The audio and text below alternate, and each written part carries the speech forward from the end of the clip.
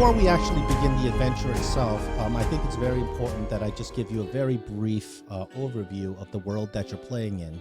So Pathfinder takes place in the world of Golarian. That's the official published setting. Of course, lots of people play in their own homebrew worlds and whatnot, but most people who play Pathfinder, they're happy with the established setting and they'll play in it. And it's sort of like, maybe decades ago, D&D had the Forgotten Realms, and people actually were interested in what's happening in the Forgotten Realms. Like with each published adventure, something new happens, the Time of Troubles or something like that, and people are talking about it. That's still going on in Pathfinder. For instance, the War of the Immortals killed the god of war, Gorum, and people are really kind of excited, and there's Reddit posts about it and everything like that. So it's important that when you play in Pathfinder, you just have a little bit of familiarity with the world of Golarian. I'm going to share a map with everybody. This over here is the world of Golarian. So when you look at it, you notice that it's very similar to the real world, and that's intentional. They want you to have like some sort of anchor, so you kind of understand what each region of Golarian is. So as you can see, you kind of see Europe, North America, Asia, Africa, and Australia.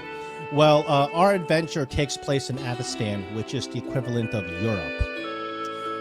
And also you can, and other adventures that take place in other places, like for instance, you were talking about the Humble Bundle with Tian Sha. That's all Asia themed, and it all takes place in Tian Sha. And there's also the Mwangi Expanse that takes place in Garand, which is the Mwangi Expanse and equivalent to what's it called? To Africa.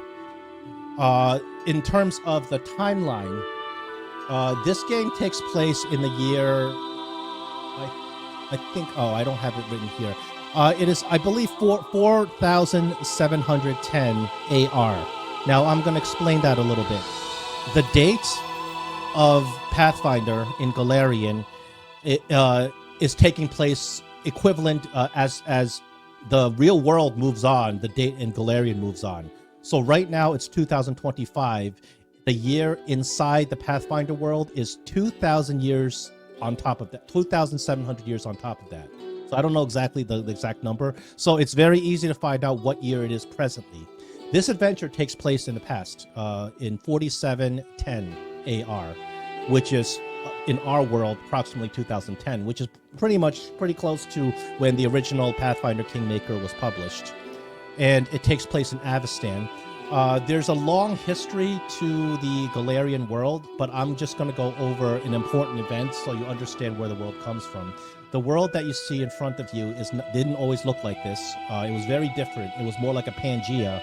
10,000 years ago, there was a civilization called the Aslanti. The Aslanti were the biggest civilization in the Golarian at that time. However, 10,000 years ago also had a world-ending event called Earthfall, where giant meteors hit the Earth, or rather Golarian, and shattered the whole world, causing like a dark age. As you look at the continent that looks like it's in the Atlantic Ocean, it's called Aslant. It's a collection of islands. That used to be the continent where the Aslanti lived, and Earthfall came down and destroyed it. So that's why there's a continent there. Most of the Aslanti, the civilization was wiped out. However, there were a couple of very powerful individuals that survived. These individuals used forbidden magic and runes to preserve themselves in immortality. These are called the Rune Lords. And if you have heard of the original Pathfinder 1, Rise of the Rune Lords, that's where they come from. They are these ancient people, tens of thousands of years old, that have lived for a long time. But also, on top of those powerful wizards that survived the Earthfall, there's also one special person that also survived the Earthfall. He was a human male by the name of Aradin. And Aradin somehow was an adventurer. He became extremely powerful, found all these treasures, and eventually he attained immortality through his heroic feats. Attaining immortality, he managed to survive Earthfall. And after that, he continued to live in the world as civilization began rebuilding. And approximately approximately, I think, 4,000 something years ago, he had a vision of a stone, a shining magical stone deep in the ocean. So, and the vision was giving him powerful abilities and sights. He was seeing the past, the future, all living things. He was seeing all existence all at once. It essentially ascended him to godhood, and he became the first deity that was once immortal. And people of course worshipped him. They built a church for him. He went. Now I want you to look at Avestan. And in the middle of Avestan, I'm going to pop up a map of Avestan. In the middle of Avestan, you can see about halfway in the map, you see like this long ocean, the inner sea. On the right of the inner sea, you see the Isle of Quartos. Well, Eredin arrived there and raised this island out of the sea because the Starstone told him to do this. When the island raised out of the sea, it became the island of Quartos, and people who worshipped Aradin flocked there, and they built a civilization around it. So that civilization, that city, was called Absalom. Absalom is the central hub of Golarian. It is a place where you can find people of all different cultures from all across the world who flock there, and Aradin is worshipped there. So when this island was raised out of the sea, this is called Absalom Reckoning, which is AR. So when you see the year 4710 AR, that's what it means, Absalom Reckoning. So Okay. yeah, that's what it means. And then but however, after a while, Aradin, being a god now, he kind of became recluse, and he wasn't presenting himself anymore. But his religion continued to grow, and he had prophets. The prophets predicted that at some point there's going to be a new golden age. Aradin is going to bestow upon all humanity a new golden age, and humans will rise to the top of the social order.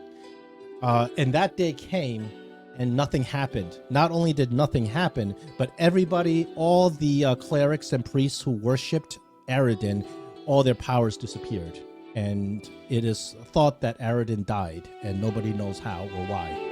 So at that moment, a new age began, and this is called the Age of Lost Omens. So when you buy Pathfinder books, you'll see Age of Lost Omens, and that's what it means. All right? Oh. Any questions? That's the background history of Golarian. It's not super important, but it's good to know. So I just missed one thing. What happened just before the Age of Lost Omens? Like what concluded the previous age? That I didn't quite get. What concluded is the death of Aradin. The death of Aradin. Okay. Yeah. So and Aradin, nobody really knows if he died. He had not been around for a long time already. But they still worshipped him, and they received powers because he was a god that granted powers to clerics. And they had still received his powers, but he had predicted that on this day it's going to be the golden age of humanity, and that day all the clerics lost their powers. He was not. Was he by chance tied to that lost civilization? He was. He originally was from that civilization. He, like the Rune Lords, had survived the Earthfall. Right. Okay. I got a bit of it because I played in the Absalom campaign. What is it called? I played in that nautical sort of seafaring one that's set in Aslan. Which campaign? There's a whole bunch. Aslan. Yeah, the Aslan. Yeah, the Aslan. So the Aslan is the ruin of the ancient Aslanti Empire. Aradin was once an Aslanti. So were the Rune Lords. Okay, I think it was called the Runes of Aslan. Yeah, so the Rune Lords, I mean, they are maniacal sorcerers just consumed with power and want to be immortal, and that's why they're just so evil. They rose again in Pathfinder 1 during that adventure path, and they were destroyed. So now, so they were evil. Oh, they were very evil. But Aradin was supposedly good because he became a divine being, and he blessed humanity. So they worshipped him for a long time. Nowadays, there are still some priests out there who worship Aradin, but they no longer receive his blessing or his powers. So they have since moved on to a lot of other gods. So there's a big pantheon in Golarian as well, just like Forgotten Realms. Then they move on to other gods. There's a god called Iomade, who supposedly inherited Eridan's powers, and most of them want to worship her. So that's right. Just a little bit of the background. Hold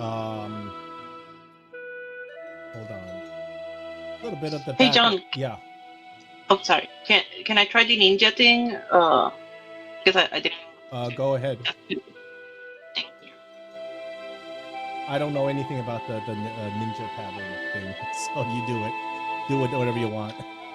I will, and then when it gives me all the information, as long as it's not slowing down the chat, we're fine.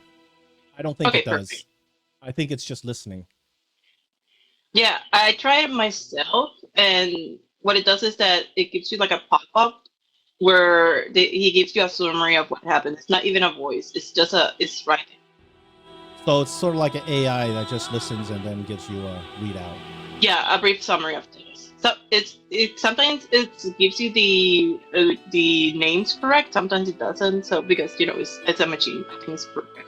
Okay, so I'm gonna go back to this picture of Avestan in Golarian, and I want everybody to kind of find the Broken Lands. It's on the top right corner of the map.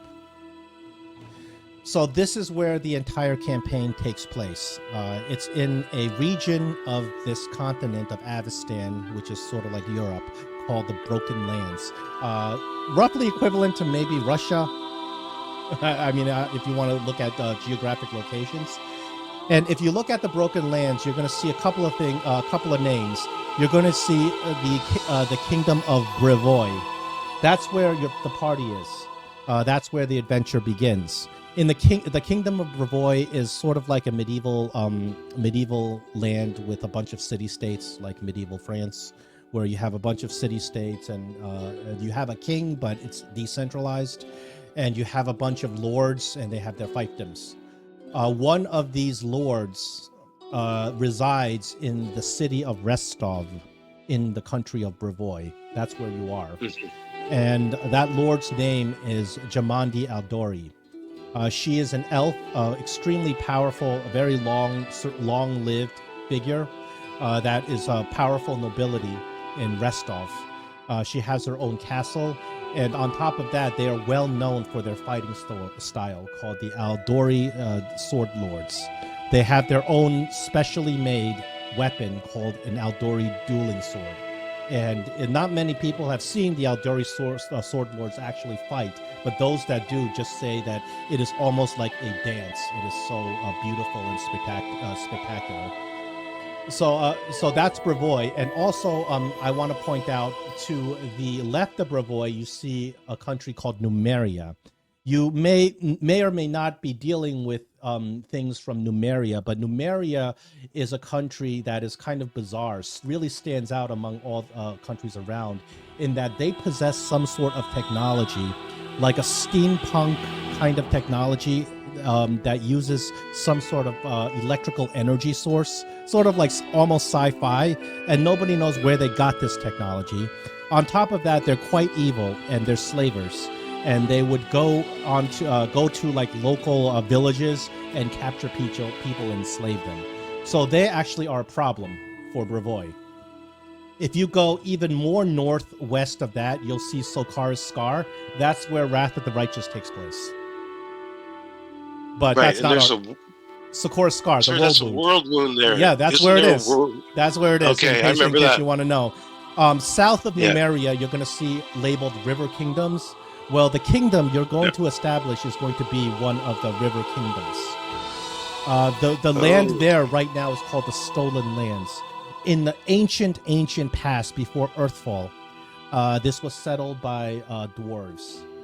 But it is long since any dwarves have actually lived there, and there's only old dwarven ruins there now. It is a lawless land filled with bandits and monsters, and that's why you are commissioned to go and conquer it.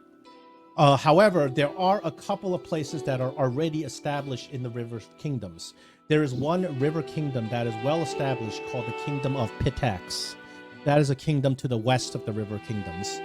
There's another river kingdom that is just starting to evolve because recently another adventurer has conquered that land and has built a hamlet and is looking to build his own barony, and that is the kingdom of Varnhold.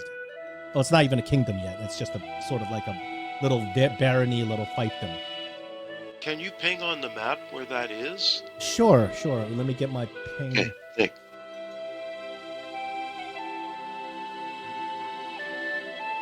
Okay, here is where Pitax is.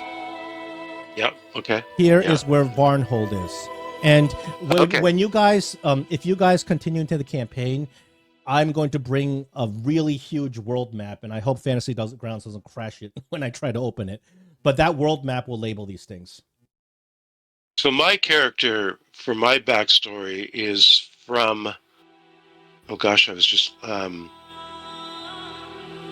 from here, I believe it is. That is just south of Varnhold. I'm not sure what countries are there exactly. But it doesn't... It's actually... Yeah. On my map, I have an atlas for Golarian. It's called the Gnarl Marches. That's actually why Neg is called Neg the Gnarly. You're from the Gnarl Marches? The Gnarl Marches, so you're from the Stolen Lands. You're from the Stolen Lands themselves. Okay. So you're not from you're not from any kingdom, because the Stolen Lands is a lawless place. As a matter of fact, your mission is to conquer the lands that you're from. Is that? Oh, wow, that's great. I think, actually, and I got it wrong, I think actually where my character is from is where I just pinged now. It's called Mavon. Okay, the Gnarl Marshes are actually somewhere around here. Oh, are they? Yeah. Am I getting it wrong? Oh, what am I looking at? Okay. Good. Well, I'm glad I brought it up. But in truth, it does not matter where you came from, because wherever you came from, you spent the time traveling to Restov to answer the call of Jamandi Aldari. As a matter of fact, you may have accomplished some deeds in the past that have made you stand out, and she probably gave you a personal invitation, because it's not any adventurer can just go into a manor. So you are very fortunate to even be able to go in and meet her. Any questions on anything so far before we begin? I love the history of this. Yeah, it is really cool. It is.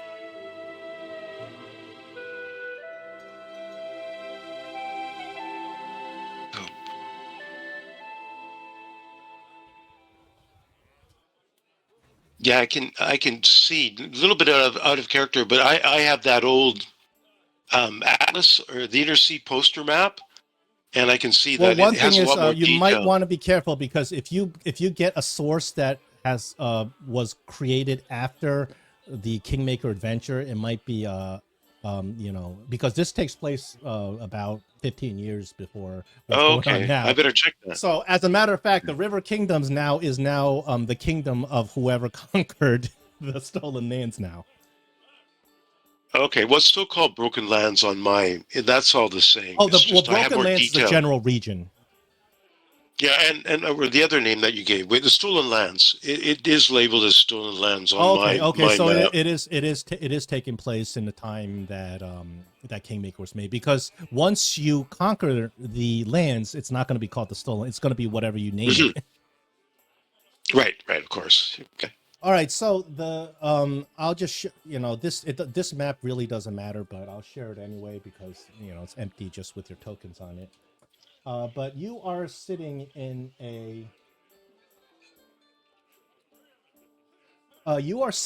a spacious hall, and the three of you have been ushered in along with dozens of other adventurers, and they quickly fill the seats. Everybody is very excited. Everybody's very eager to hear what Lady Jamandi Aldari has to say. They are eager to have the possibility of adventure and riches.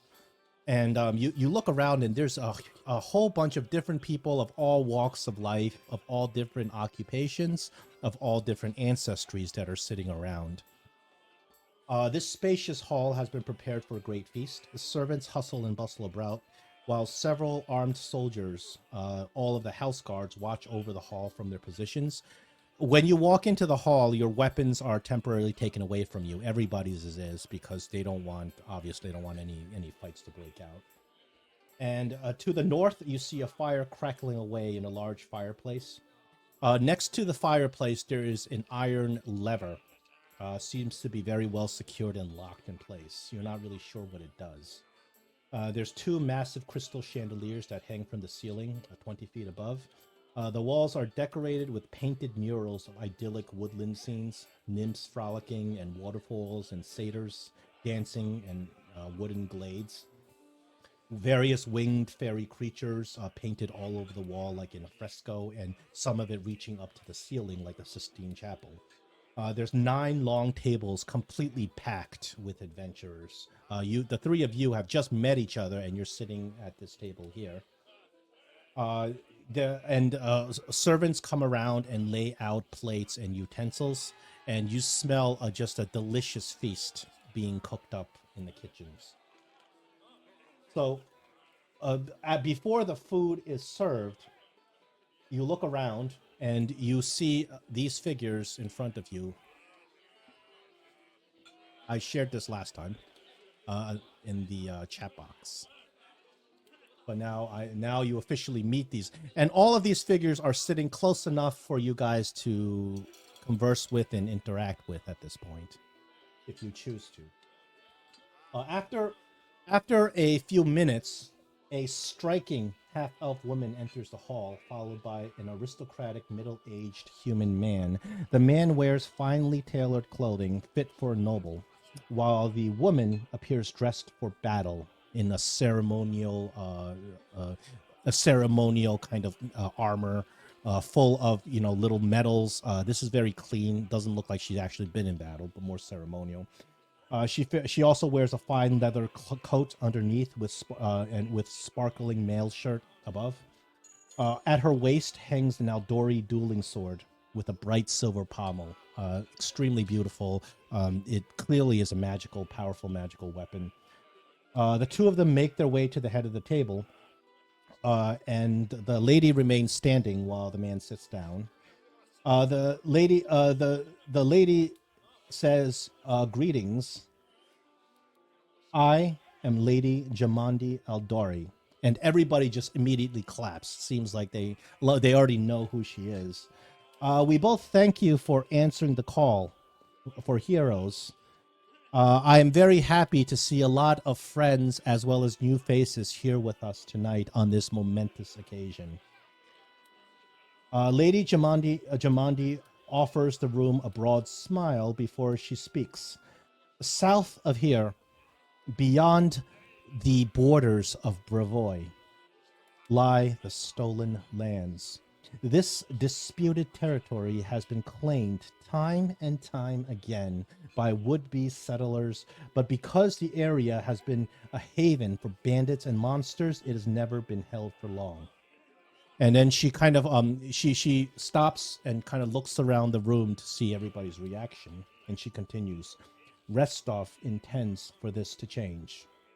If you have enough courage to drive off the dangerous denizens of the stolen lands, you can seize territory for yourselves and name yourselves Baron or Baroness. Restov intends to recognize the legitimacy of the new rulers of this land, and none of the other neighboring realms care enough to challenge you.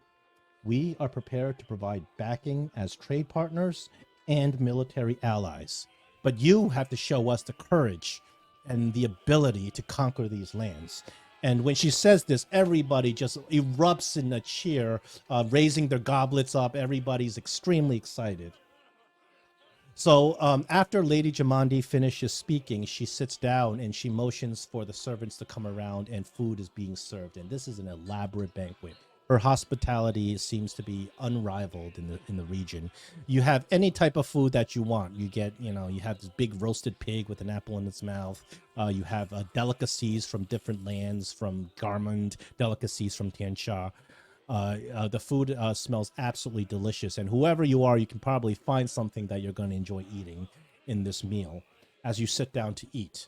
Now, after a couple of minutes of eating, people start talking, they're already starting to get full. They're getting a little bit drunk. And people start talking with each other, and the room gets really kind of noisy. You have these people in front of you. That I shared them with you. These are people that you have the option of interacting with. Right now, we are in what's called a skill challenge and influence challenge. We are in non-initiative, non-combat initiative, where I will give each of you a turn to do whatever you like. Now, these are your options when you have a turn. Option number one is you can, of all these NPCs I'm showing you, you can find one of them, say, I'm interested in this NPC. You can either say, I want to roll a discovery on this NPC. A discovery means you're going to roll some sort of recall knowledge. And if you roll well, I'm going to tell you something about this NPC that will give you an advantage to your attempt to influence. Now, the second type is an influence check. You roll some sort of most of the time it's diplomacy, but you can make an argument to roll something else. You roll it and you try to improve your influence with them. The higher the influence, the more they like you and the more they're willing to help you. If you crit fail a lot, they're going to start hating you, and they might become your enemies down the road. Now, you don't have to do it. You can say, I pass and I don't want to participate, or you can do it if you want. Or if you want to talk to each other or talk to Lady Aldori, you can use your turn to do that. Now, this is something about Pathfinder. The Pathfinder system is a lot of GMs run this like a mechanic.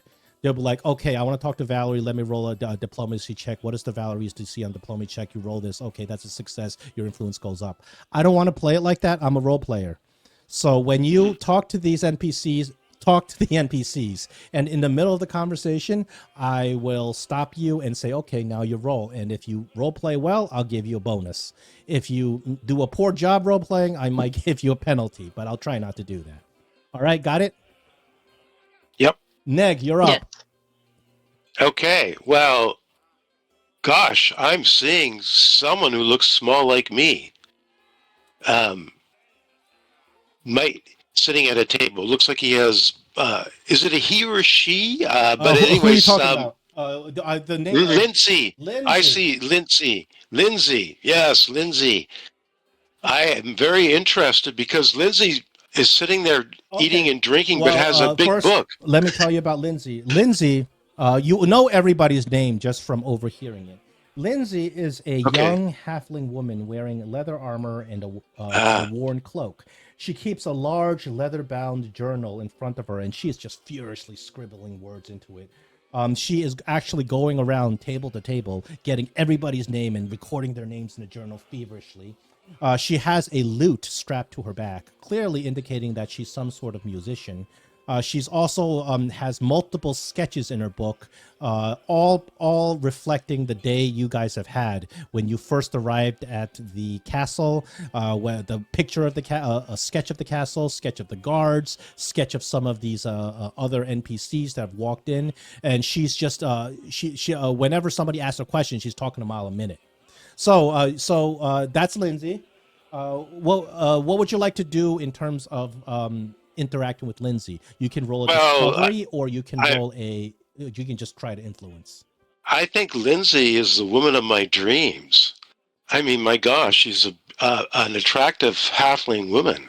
Oh boy, you're going straight to romance. So I actually tabulate the scores that the last group have, and we're going to add them together to find the final result. The last group did pretty well with Linzi. Well, so she's very friendly right now. What do you say to her? I'm going to walk up to her. I say to her, might I introduce myself? I am Neg, a traveler and merchant of the highest rank. Here now in Bravoy. Oh my God! Another halfling! Oh my God! Another halfling! And Linzi goes berserk. I can't believe there's another halfling here. I thought there would be no halflings here. Oh my God! It's so important that our people are represented because people think that we live in little hobbit holes all the day long. We can live in society, but and she just goes on and she doesn't even let you get an word in edgewise.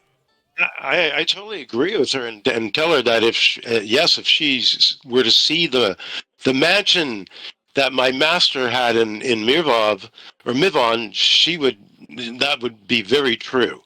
The people would be shocked and stunned at the opulence of my master, of his rank and his brilliant sword skill. Okay, Of course, so I don't have any. are you? Wait, are you lying to her?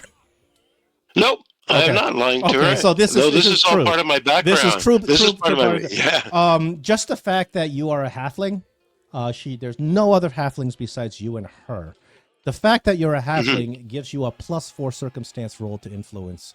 You may try to roll with a diplomacy to influence, unless you have some other skill. +4. Wow. Unless you have something else that would be more. You think you'll be also. No, I'll make an impression. I'll do the making an impression activity. That's correct. With here a it is. +4. Now go to the modifier box. You see that modifier box? I got it. Put a 4 in I there. already got it. I'm ready to roll. Here we go. Oh wait, no, that was a good roll. No, that was a critical success on Linzi. Was it? Linzi is very easy to influence to begin with, and you have scored a critical success. Her attitude towards you has skipped directly to helpful. She will help. She already likes you. She's a cheap I was just going to say, maybe this evening with her will go into the wee hours of the morn. Yeah. Okay. That's excellent. That's your turn. Now we're up to Scarlet. Scarlet. Any of these people seem interesting to you? Valerie. Valerie. So let me read up on Valerie. This is a very beautiful lady in plate mail.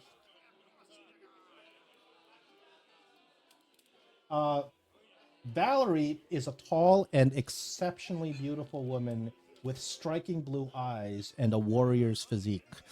She is wearing a spotless full plate mail. On her shield is a symbol of Shaylin, the goddess of beauty. Shaylin, yes! She's my goddess, so that's where I go. Oh, okay. Well, there you go. You already know what god she worships.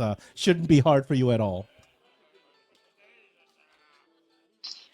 No. Okay, let's see. I want to try. Wait, where did I write that?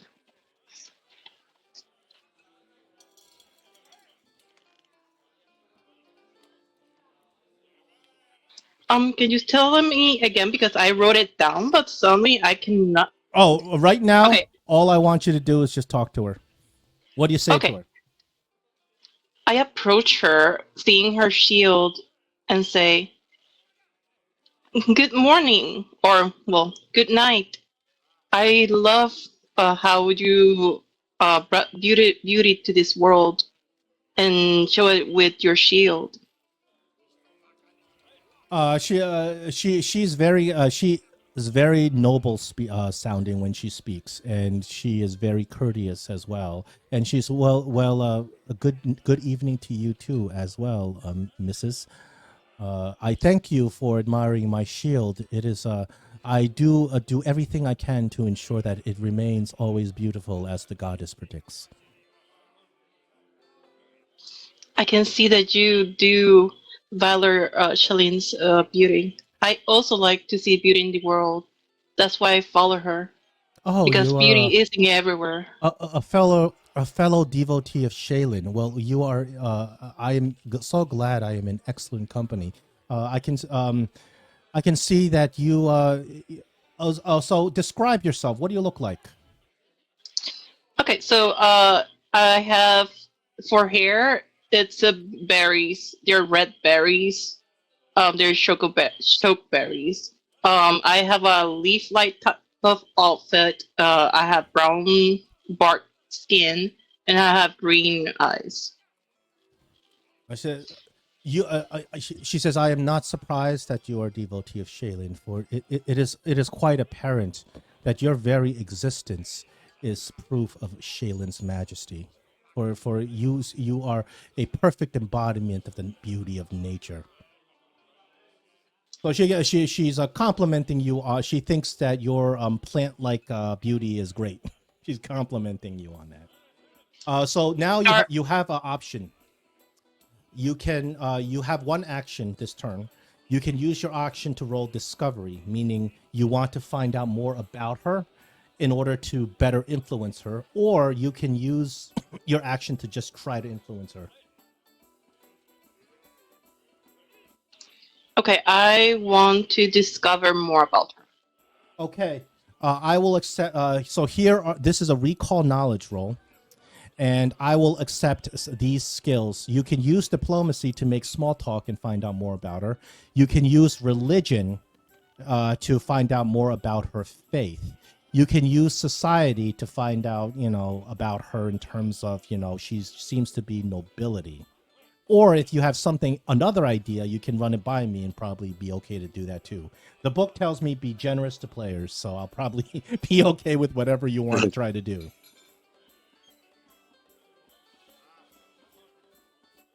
Okay, I am going to try my luck with diplomacy. Okay, roll me a diplomacy. You get a +4 because being a worshiper of Shaylin is her sweet spot.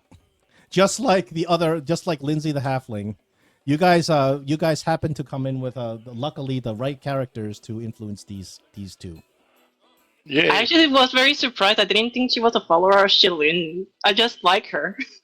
She is she's an NPC in the game and NPC in the adventure. Always been there. Always been a follower of Shaylin. It's just coincidental that you also want to be a follower of Shaylin. Okay, I'm going to give it a try. Did you add the +4? I did. That is a regular success, but not a critical success. So with a regular success, I will tell you this about Valerie. You start talking to Valerie for a little bit, just kind of, having some small talk, talk about Shaylin and things like that.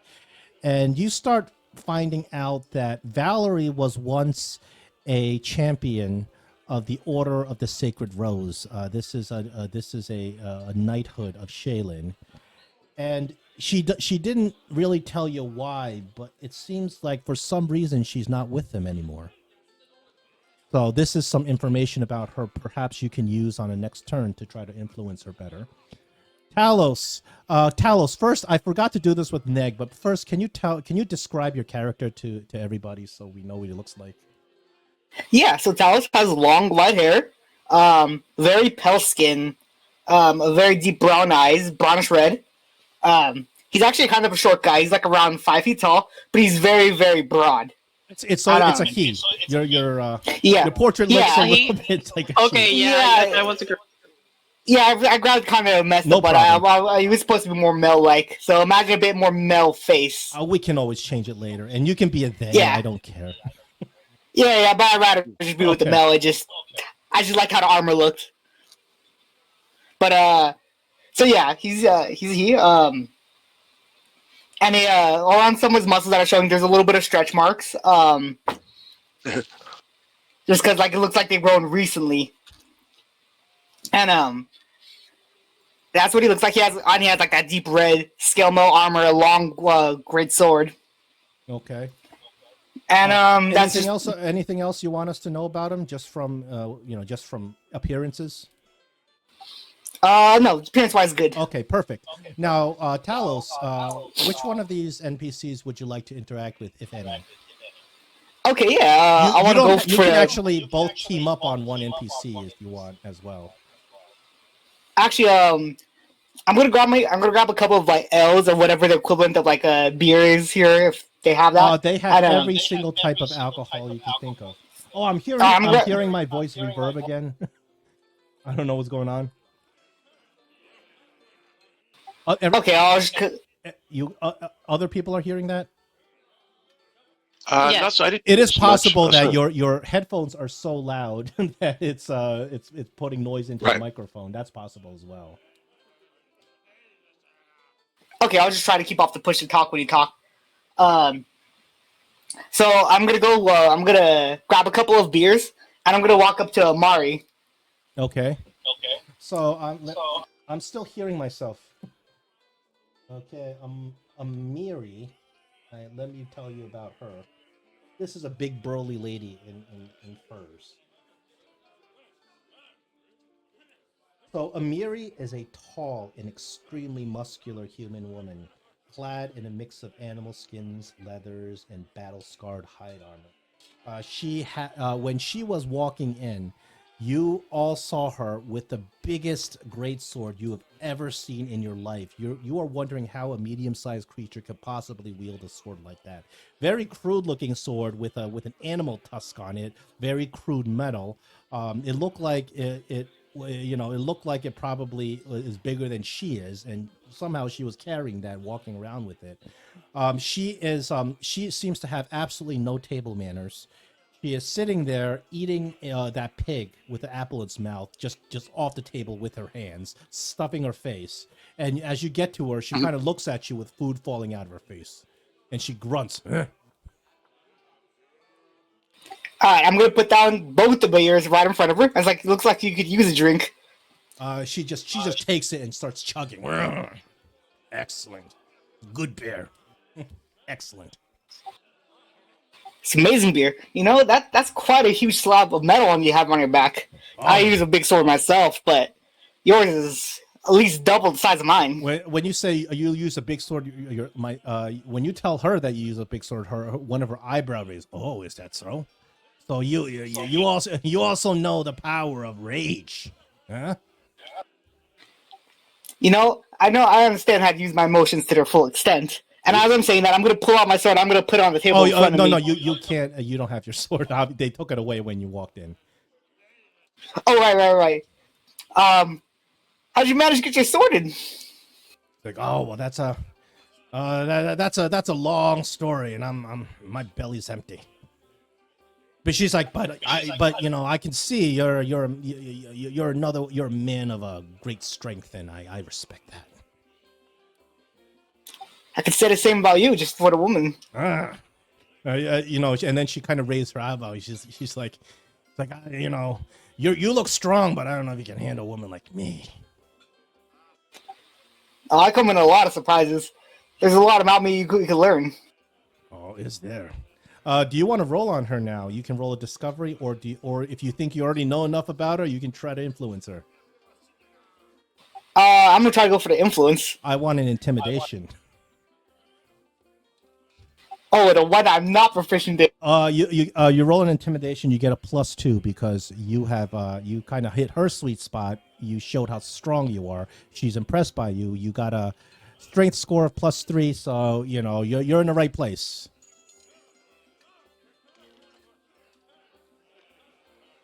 But what you're saying is I'm just as strong as you, so it's you guys are about to arm wrestle, so that's something that impressed her. But you get a +2 on your roll. Oh, that's just short of a critical success. That is a regular success. Amiri really likes. She likes your bravado. She likes that you're no nonsense and you like to be strong. You are just the kind of person she wants to travel with. And her influence goes up by only 1, however. However, the other group did a really good job with her, so she's liking you. All right, so now we're going to go back to the top of initiative. Neg, it's your turn. This is round 2. On round 2, you get 2 actions to do either discovery or influence. You're up, Neg. Please describe yourself to the others because I forgot. Okay. Right. What I look like. I'm a male halfling. I'm 3 feet high, but 33 pounds. I have brown curly hair, and my complexion is quite tawny, probably a little bit darker than a lot of halflings. I have green eyes, and I'm dressed in pretty, I wouldn't say they're fine or regal clothing, but they're good quality clothing. You know, like very much adventuresome gear, but on the higher end of that. I don't have my shield with me, so I can't tell you about it. So I'll leave it at that. Okay, that sounds great. Yeah, I'm gonna see Bilbo Baggins every time I see you. I can't help it. That portrait looks like Bilbo. Yeah, he does. I know. Yeah, and I'm not really old, but I'm not young either. I'm sort of Bilbo Baggins. Yeah, I'm approaching midlife. Okay. I guess as far as a halfling goes. Linzi's a younger lady. From the girl you're talking to is a little bit younger than you are. She's not like it's not like a really awkward kind of younger, but a little bit younger. Mm-hmm. Young and impressionable. That's terrific. So now, I guess, am I still interacting with her, or you have two actions. You can choose to interact with whomever you'd like. You can continue interacting with her to try to really push up her numbers, or you can try to try your luck with somebody else. Well, let's see. Let me take a quick look at what I have for activities. Well, I am quite skilled in. I mentioned to her, I see that she has this book, and she's been entering lots of things in this book, and I tell her how much I'm impressed with her penmanship looks really good. She looks very skilled with that quill, and I've noticed some of the illustrations in that book, and I'm very impressed with them. And I tell her that did you draw those? Those illustrations? Yeah, I want to chronicle this from the ground up. I want to say that I was there when a new nation was built. She's like, I just don't know. And then she kind of grabs you and she says, I mean, look around. I can't tell. There's so many amazing people here. Who do you think is going to be the hero that's crowned king? Well, I was actually thinking myself. No, I'm not going to say that. Sorry. You can say that. I don't. They all look corrupt. But to be honest, I'm a bit sensitive that I'm not a really martially type of person. I don't, have that kind of strength, even for a halfling. So, well, Linzi says, well, neither do I. But that you don't have to be a fighter, especially if you're going to be a king. You have to know politics. You have to know how to rule, and you have to rule with righteousness, right? Well, I would say that I have a bit of gift of the gab, and are a good speaker, but also I have a keen interest in lore too. The lore I know of to the south of here, to the rivers that flow through this land and far to the south, and I know my master Vitigern was a magnificent, very knowledgeable teacher of halfling lore. He taught me about halflings like you and I from every corner of Avestan. Oh, really? Yeah, absolutely. I read the chronicles, and our people are dying out. These Pathfinder players don't want to play halflings anymore. They all want to be they're crazy. They're leshies and goblins. Nobody cares about us poor hobbit people anymore. I'd really be so interested in that. That is my life. That is what I experienced too. From Mivon, where I come from, us halflings, we are not the ranked people of society.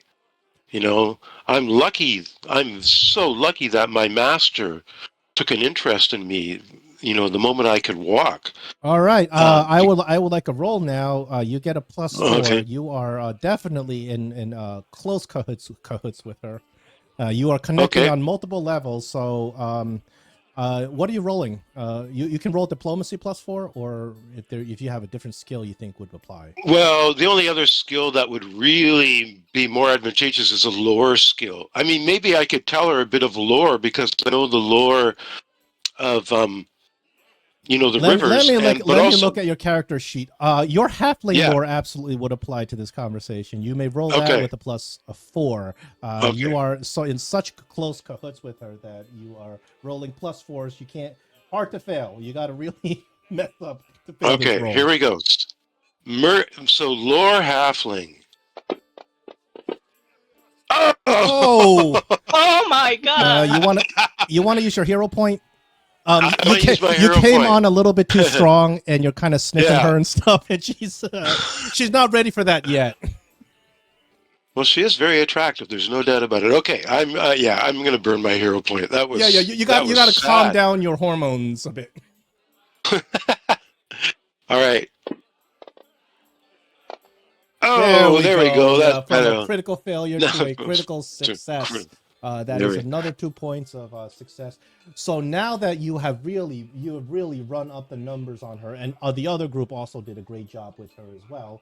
Linzi tells you a little bit about herself that she otherwise would not have shared. She says that she actually used to be a court bard for King Ioravelli. He is the king of Pitax. And the story she tells you makes this guy sound awful. He pretty much made her like his scribe, writing down every stupid thing he said, even though it didn't matter at all.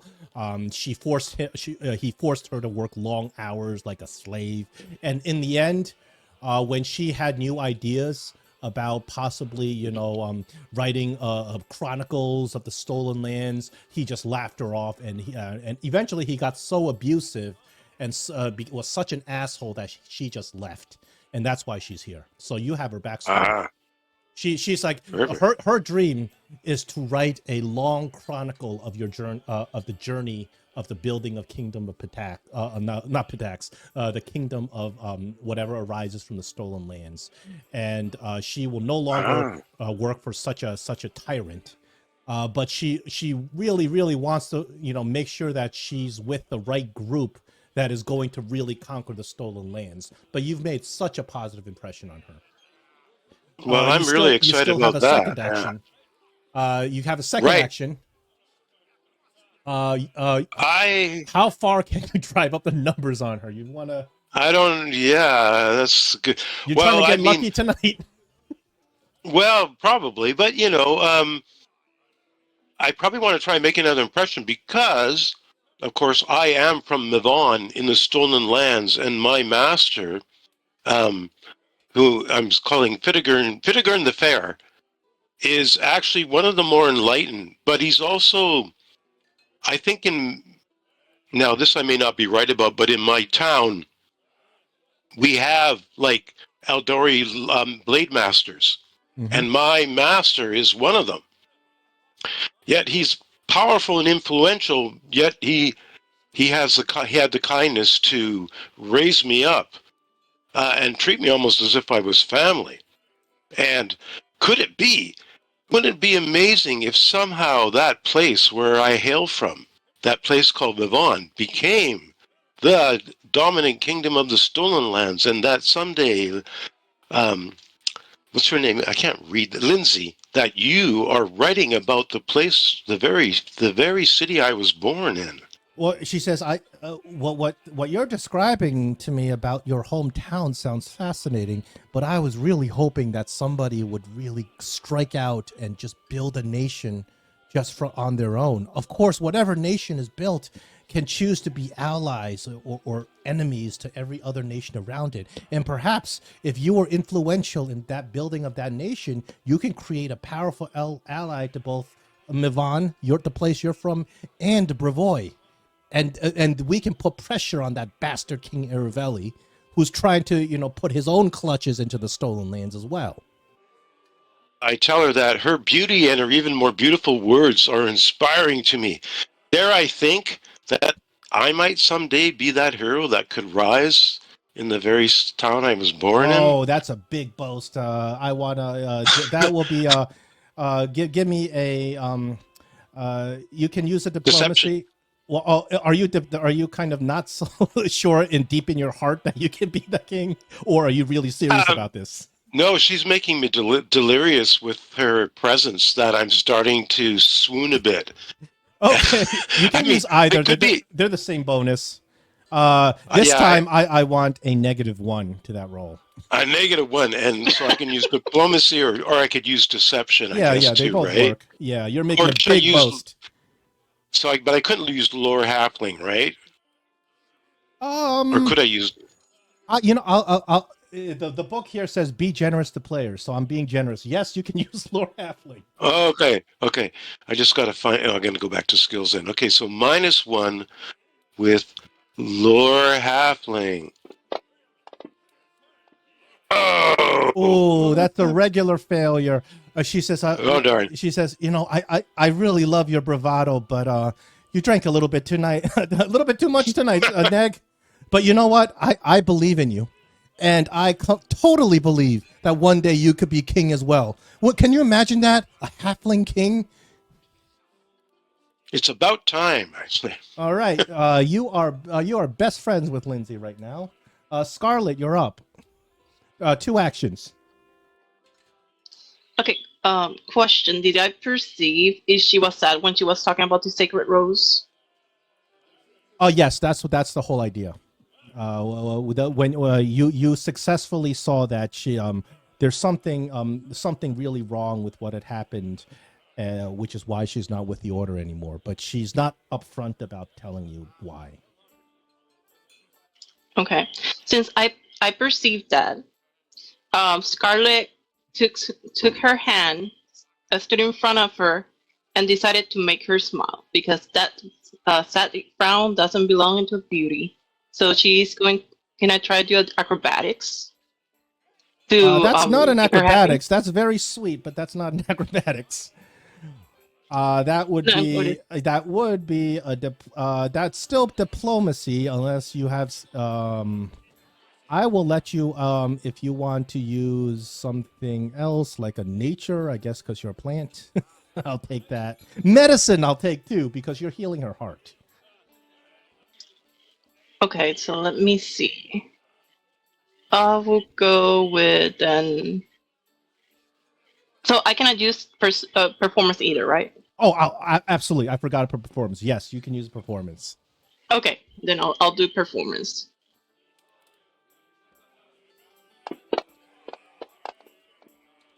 That's a regular success. You really when you do that, she you show her some tenderness, and she really brightens up because she thinks that your kind of whole plant thing is very beautiful. It's very much in the vein of Shaylin, the goddess of beauty, and you being able to comfort her pain, she likes that. So that's 1 success on her, and she's well, thank you, madam. That's so kind of you. That's 1 success. You have a 2nd action.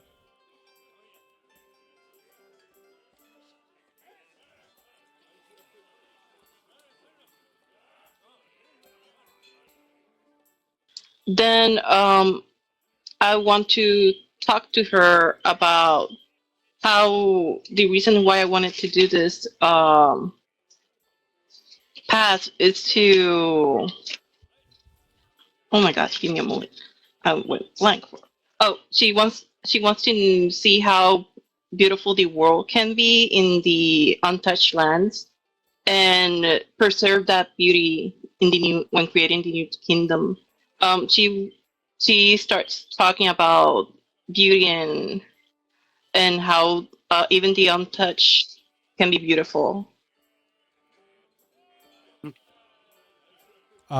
Valerie completely agrees when you tell her this, and she says that's also the reason that I came here.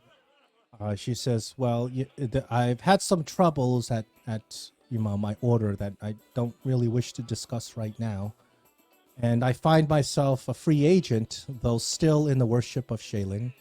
And I want to put my skills to a noble cause. And I'm hoping that I can participate in the taming of the stolen lands and possibly one day establish a church of Shaylin on my own. You can roll a diplomacy on her. Okay, perfect. Give me just 1 second. Oh, that's a failure. Can I use my hero point for that? You can, but if you everybody wants to waste their hero points. Go ahead. How would she with me? See, a regular failure does not lose influence. A critical failure will lose influence. So you don't lose anything with a regular failure. That's why. Ned did a crit fail on Linzi. Oh, okay, perfect. Then I'll let that be then. Until the next one. Okay, those are 2 turns. And Talos, you're up. You still working on Amiri? Yeah, I'm still working on Amiri. So I'm gonna go. With this whole broken lands and the whole kingdom, I want to make a name for myself, and I'm willing to do everything in my strength, my power, to not only survive these unlawful lands, but to make sure I'm known. My name is known wide around across all of Golarian. You seem like a person who understands that. She says, "Here, here," and she raises a ale in your face, and you clink mugs and drink. She likes that. She likes your attitude. She likes your straightforwardness, and she likes your bravado and strength. You continue to have a. This time, your bonus is only +1. You can roll diplomacy on her. Cool.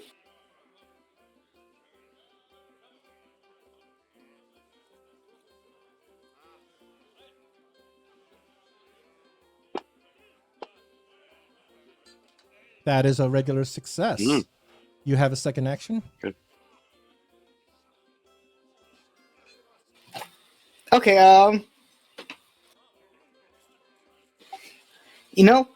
so I can't do that alone. I think I'm gonna need other people with me. I would say a whole band of people to make sure I get my name out there. And there's two. You're interested in ending some unlawful people? Okay, so you are requesting. You are giving her a request. Her influence is 2, so she is friendly towards you, but you need a little bit more influence to actually get her to be helpful. That's influence of 4. I will for this action that you're doing, I will allow you to roll another diplomacy. Sorry, I accidentally rolled there. It's a good thing. Oh, who sorry, was that? I didn't. No, that was Ned. That was me. Okay, I was like, yeah, pissed Amiri off. I was trying to. I thought I was actually clicking an information box, but I was not. Sorry. Oh, just short of a critical success. That's a regular success. Amiri's influence is 3 now towards you. 1 more influence, and she will be helpful towards you. And this influence applies to the whole party. These are NPCs in attitudes towards the party, because I'm not going to sit there tracking individual, stuff like that. This is towards the whole party going forward in the story. All right, our last and most biggest round. Neg, you're up. You have 3 actions. 3 actions? Oh, yeah. Ooh. Let's see what you can do with Linzi with 3 actions. Can you get her to max influence? That'll be a first. Well, I mean, love seems to be in the air potentially with her, so I think I got to use diplomacy. Yeah, you guys are already kind of getting into the I want to get to know you better stage. Just don't. Well, I want to do what I did in real life out of character at college and lean into a Burke with her. and especially her notes, and tell her how excellent they are. But I ask her if I can, look a little bit more at her chronicle, because I am honestly, truly, really impressed with it. But are you also leaning in, sniffing her and stuff? I'm putting on the charm. Let's just say that I'm putting on the charm. Absolutely. No, but you may have the best halfling bark cologne on or something like that, and maybe she's liking that as well. Yeah, well, definitely. I mean, I know a lot. I know halfling lore, so I know generally what halflings in different places like. I'll take a halfling lore. You're rolling at a +4 on her anyway. So okay. You really have to screw up to get a bad roll. Well, don't say that, man. The dice giveth and the dice taketh away, just like real life. Take it away, yep. Okay, I better, because they don't break it down here. So I'm going to go back to the skills window and roll from there. Halfling lore, here we go. I got +4 in the modifier. Oh, it's not. It's a failure. Your bonus was so high that you don't crit fail. Yeah. So what happens is you're trying to be smooth, but you mistakenly bump into her quill, and she she has a big gash, a splotch of ink on her paper. Good thing it was her quill I bumped into. Anyways, that's excellent. Okay, not so good though. Fails. Oh well. Now the other. You have 2 more actions. You still have a chance. Now that the love. There's been an interruption. I kind of feel like that was like the old vinyl records. If you get 2 crits, you can max out your influence. I I kind of want to gather information, and that I want to sort of, I think, pick flatter her by picking her mind, in a sense, flattering her by finding out what she knows, and getting her to tell me a bit about it. Well, you have already gathered all the information you can from her at this moment in time. Okay. She's not holding anything back from you anymore. Yeah, this is just okay. So this is going to be. I'm going to flatter her. I'm going to flatter her. You're going for the gold. I'm going for the gold. Yeah, because I figure that I can flatter her, and because even getting her to tell me some of the things she's chronicled, and really pouring on the charm and pouring the syrup a bit on how impressed I am with just how skilled she is. I mean, she is really skilled, anyways. Okay, so I'm going to do a the diplomacy that is. It's still you add a +4. You're rolling at a +4 with her because she is so connected with you. But I want to make sure I roll from the right area and activities, and that would be make an impression. Yep. Right. Okay. Make an impression.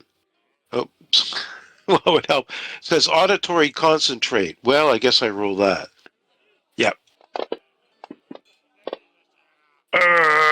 It's a success, though. It is a success, though not a crit. So you can't, unless another ally comes in and acts as your wingman, you can't max out your influence on her. But that's still a success.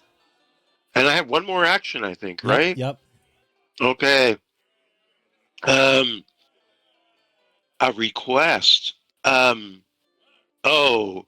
Let's do request. I want to request that she join me in a moonlit.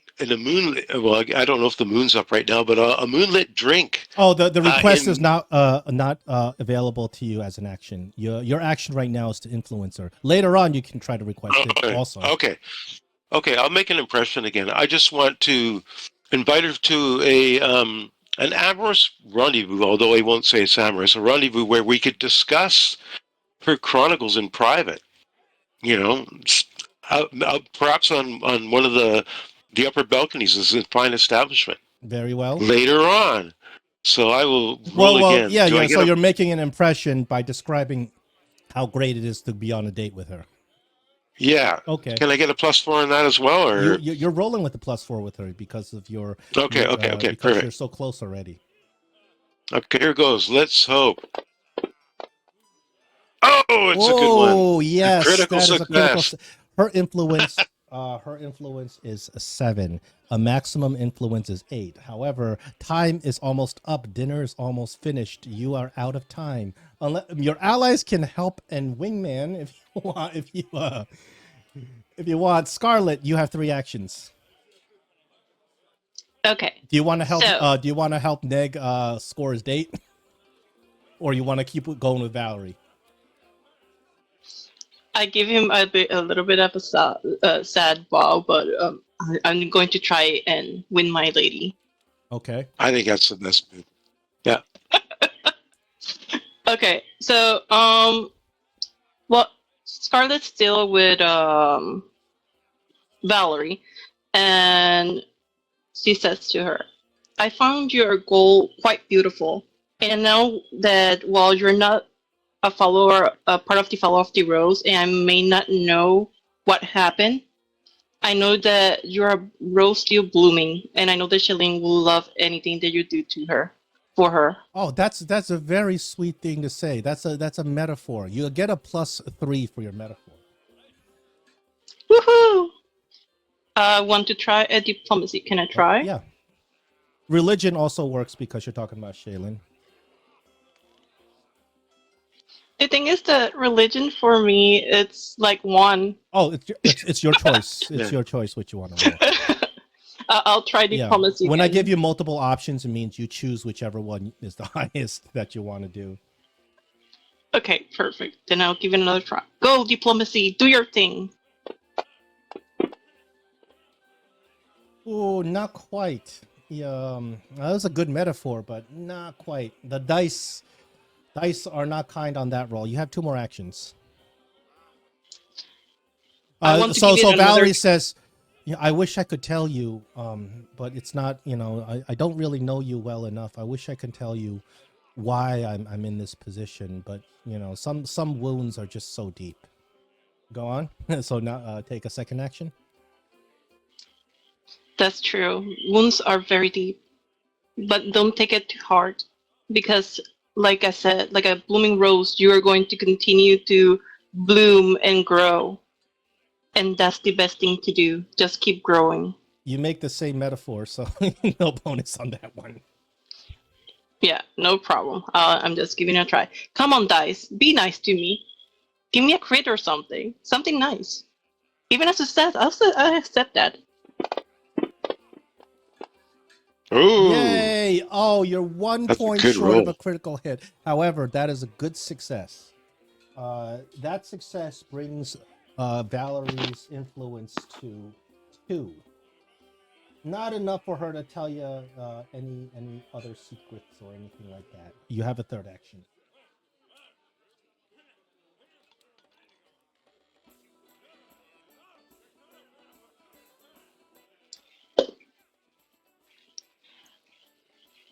Then,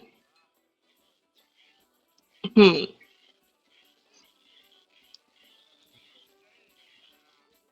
you know what? Do you want to dance? Sometimes beauty and sadness goes away with just one dance. Valerie says, "It's been so long. No one really asks me to dance. A lot of other people are so intimidated. Yes, I'd love to dance. I like that. That's very creative. You get a +2, and you can use a performance for whatever you feel is a diplomacy performance. And the music picks up, and the two of you go do a waltz. Perfect. So, do I have to put a modifier to the dice? Or just regular? You get a +2 on this, whatever you use. Okay.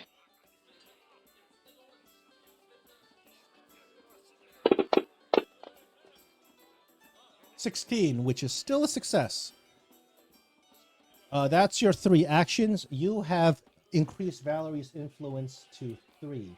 Valerie is friendly towards you. However, I do want to point out that yesterday the other group also was attacking Valerie because she's so beautiful. They have increased her influence to 4. So Valerie is, if you like Valerie, her influence is very high right now. She has a high likelihood of being with you guys. Okay, perfect. Talos, you're up. Okay, all right, so I'm gonna go to Amari, and we'll keep talking to Amari, and I go, so, where'd you learn to fight? My father taught me how to fight, and he taught me to ride weapons from swords to shields, and a little bit of medicine too. There's only so many hits you could throw out without getting hit yourself. Someone should know how to heal themselves up. Amari says, that, you know what? Agreed. That's very true. You see, I grew up in the bear tribe, and we're very traditional, and women don't fight in my tribe. Women just stay home and make babies and cook. Well, I was never like that. Ever since I was a little gal, all I want to do is fight and crush and beat things to a pulp. I'm just as skilled as any of the male warriors in my tribe, but my father disagreed. My father never taught me how to fight. I learned how to fight by watching the fighters themselves. So you must have a keen eye. My father was very similar. He wouldn't teach my younger sisters how to fight either. Yeah, unfair. Never agreed with it. Clearly, from seeing you, they could just fight just as well. He says, people of warriors should be judged on strength and talent. She bangs the table and the food jumps off the table. Strength and talent shouldn't be judged just because they're male and have a little dongle between their legs. It's just a liability. Watch what happens when you bite it. I'll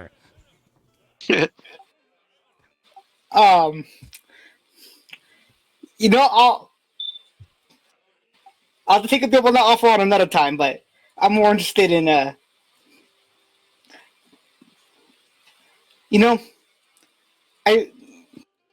give me one moment to think what I'm going to say.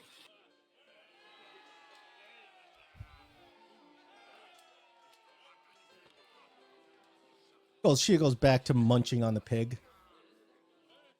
Okay, so it seems like you learned a lot of techniques just from observing and from experience. You think you'd want to teach me a few of your techniques? Well, I'd love to spar with you sometime. You can. You guys are kind of matching strength. You can. You may roll if you want an athletics, a diplomacy. Something related to strength and warfare and fighting. If you got it. Okay, cool. I'll go for athletics.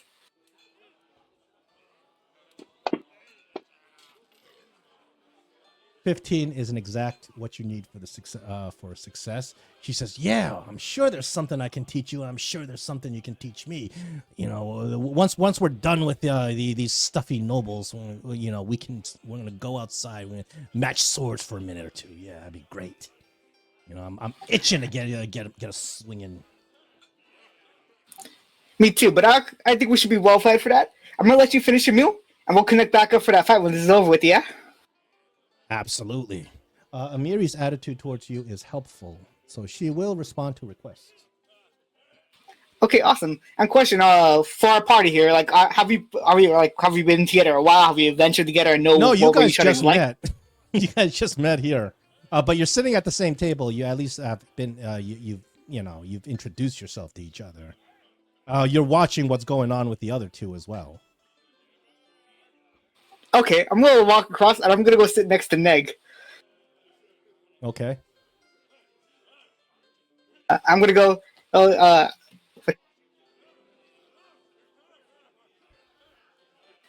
I go, "Oh, Linzi is your name, right?"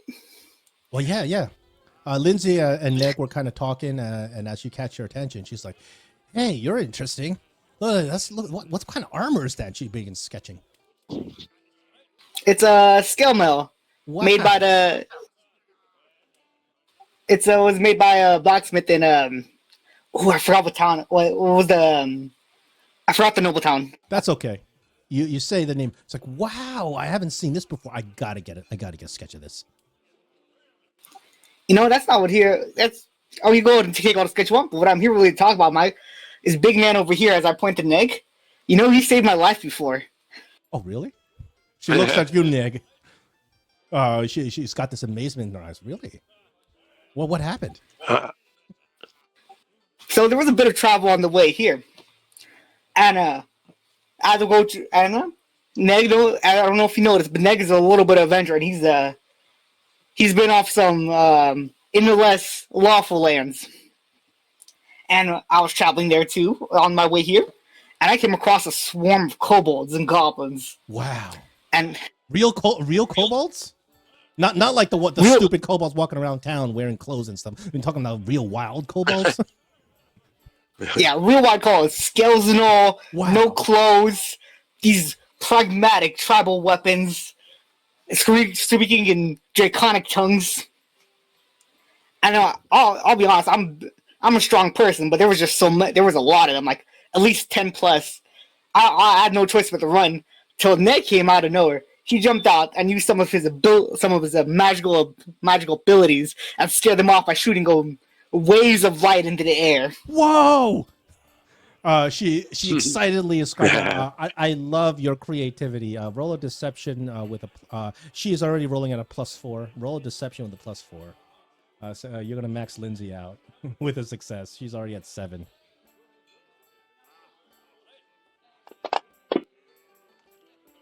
Ooh, good one. Linzi is maxed out. She is right on. joining your party. Woo! Good job. So Linzi is so impressed with you, Neg. Your wingman has really kind of put you over the top. She sits there and just writes down every word he says, word for word. 30 kobolds came in, and then Neg used his magical sorceress powers and just melted them. And she's convinced, Neg, that you are the hero that's going to conquer this whole stolen lands. So you and Linzi continue to talk. You have become now best friends, very closely acquainted. She will meet you later for a date. On top of that, because you are so closely acquainted, let me see. Woohoo! Influence 8. Linzi is so impressed that she starts to hero worship Neg. In particular, the character who earned the most influence with her. And on top of that, because she likes you so much, she gives you a keepsake. Oh. She says, Wonderful. You know what? This is the beginning of a beautiful friendship. Here, take this. Gives you a jade cat. A jade cat. Wow. She says, I was in Pitex and I saw it and I really liked it, and I had to trade for it, but I had all I had was my papers for being an official bard of the castle. Now since I was not bard anymore anyway for that castle, I figured I'm just gonna freaking sell these stupid papers. And she also gives you a second item. I mean, this is very impressive to actually max out influence. So she's guaranteed to be hanging out with you from going forward. Keep her alive. She's squishy. This jade cat does some amazing stuff. And the second thing she gives you is an onyx panther. An onyx panther. So this is I want to kind of go over for people new to Pathfinder. This is how items work. Every single item in the game has a level. For instance, these two items, the Jade Cat and the Onyx Panther, they're both level 2. Normally, you have no access to an item that's higher than your character level, unless you get it in the game, like you find it in the treasure box or you're gifted by somebody like right now. This is a special occasion because you guys did such a good job in impressing Linzi that she gifts you these two items. They are available for you to keep and use now. These two items are actually talismans. So the problem with a talisman is that I think they're single use. They're consumable. Right. Yes, they're consumable. Yeah. I'm going to put both these items inside. So what I want you to do is go to the party sheet. Yeah. Can I give one of them to another party member, though? Can I give one of these items? They are in your party, and anybody, whoever you want to give to, you want to use, it's up to you. So well, if you go to the party sheet, you see the tab, main, skills, inventory. I put those two items inside the inventory tab. So you can freely take them out and put it into your own inventory. They're yours to keep. I'm thinking the Jade Cat, but the Onyx Panther, my sneak, I think I have pretty good stealth, and I think I get a bonus as a halfling in some situations for sneak, so I'm going to leave the Onyx Panther for one of you two to use, to take. You can decide, but I'm just going to take the Jade Panther, that's it. Or the Jade Cat. Yeah, so when you want to take the item, just drag it from the party sheet into your inventory. It's easy. Right. Tell us you get it, because if she did aid you, and to tell you the truth, Scarlett wouldn't be able to help you at all. She doesn't know much about romance. This is true. She's a tree. Actually, Talos, you still have one more action. That's only 2 actions that you've expended. This is the last. Okay, I took the Jade Cat. Cool. I'll take that Panther, and I'm gonna walk up to. You see, Pathfinder, you have to play cooperatively. That's playing cooperatively. Neg would not have maxed out without Talos' help. Yeah, absolutely. All right, and then I'm going to go up to Valerie. Okay. And I'm going, that's an impressive set of armor you have there, and weaponry and shield. Thank you. Do you have that? Thank you, good sir. These are armaments distributed by the Church of the Sacred Rose to champions of Shaylin. I thank you for your compliments. I do whatever I can to keep them shining and beautiful, as the goddess demands. I see you really do follow Shaylin's ways. That's though I do mean that armor is impressive. Is that custom made to every soldier, or is that just the uniform for everyone? Oh, we all wear the same. We all wear the same armor, but when we join the Church of Shaylin, every armor is customized for each member. For instance, and she shows you kind of She shows you her own, like some symbols on her own armor. For instance, this is a symbol of my own family crest. It's been a long time since I've talked to my family, but I always hold them dear in my heart. Likewise, I'm from I don't remember the name, but if I would tell her that if the family I'm from was the noble family that was like crafty. Fill in the blank. Okay. Yeah. So I'm from fill in the blank. Do you mind if I ask what family are you from? Oh, let me see what her family she's from. Oh, I have to open the player's companion guide. She doesn't have a last name, so I am going to make up a last name. I'm from the family Still. Still, is that real quick? I know you just made that up, so Yeah. It's okay if not. But is that kind of like a name that people would know, or is that just some random name? It is a noble house name, but it's not like a big noble house. It's a more of a minor noble. It is in the country of Brevoy, in a different city. Okay, I think I've heard of that family name. You know, we might have done some trading with you guys. You guys ever get medical supplies? I might have been the one who crafted those for you guys. So you're gonna try to use a medicine for the influence? If I can. I'll take it. I am being generous to players.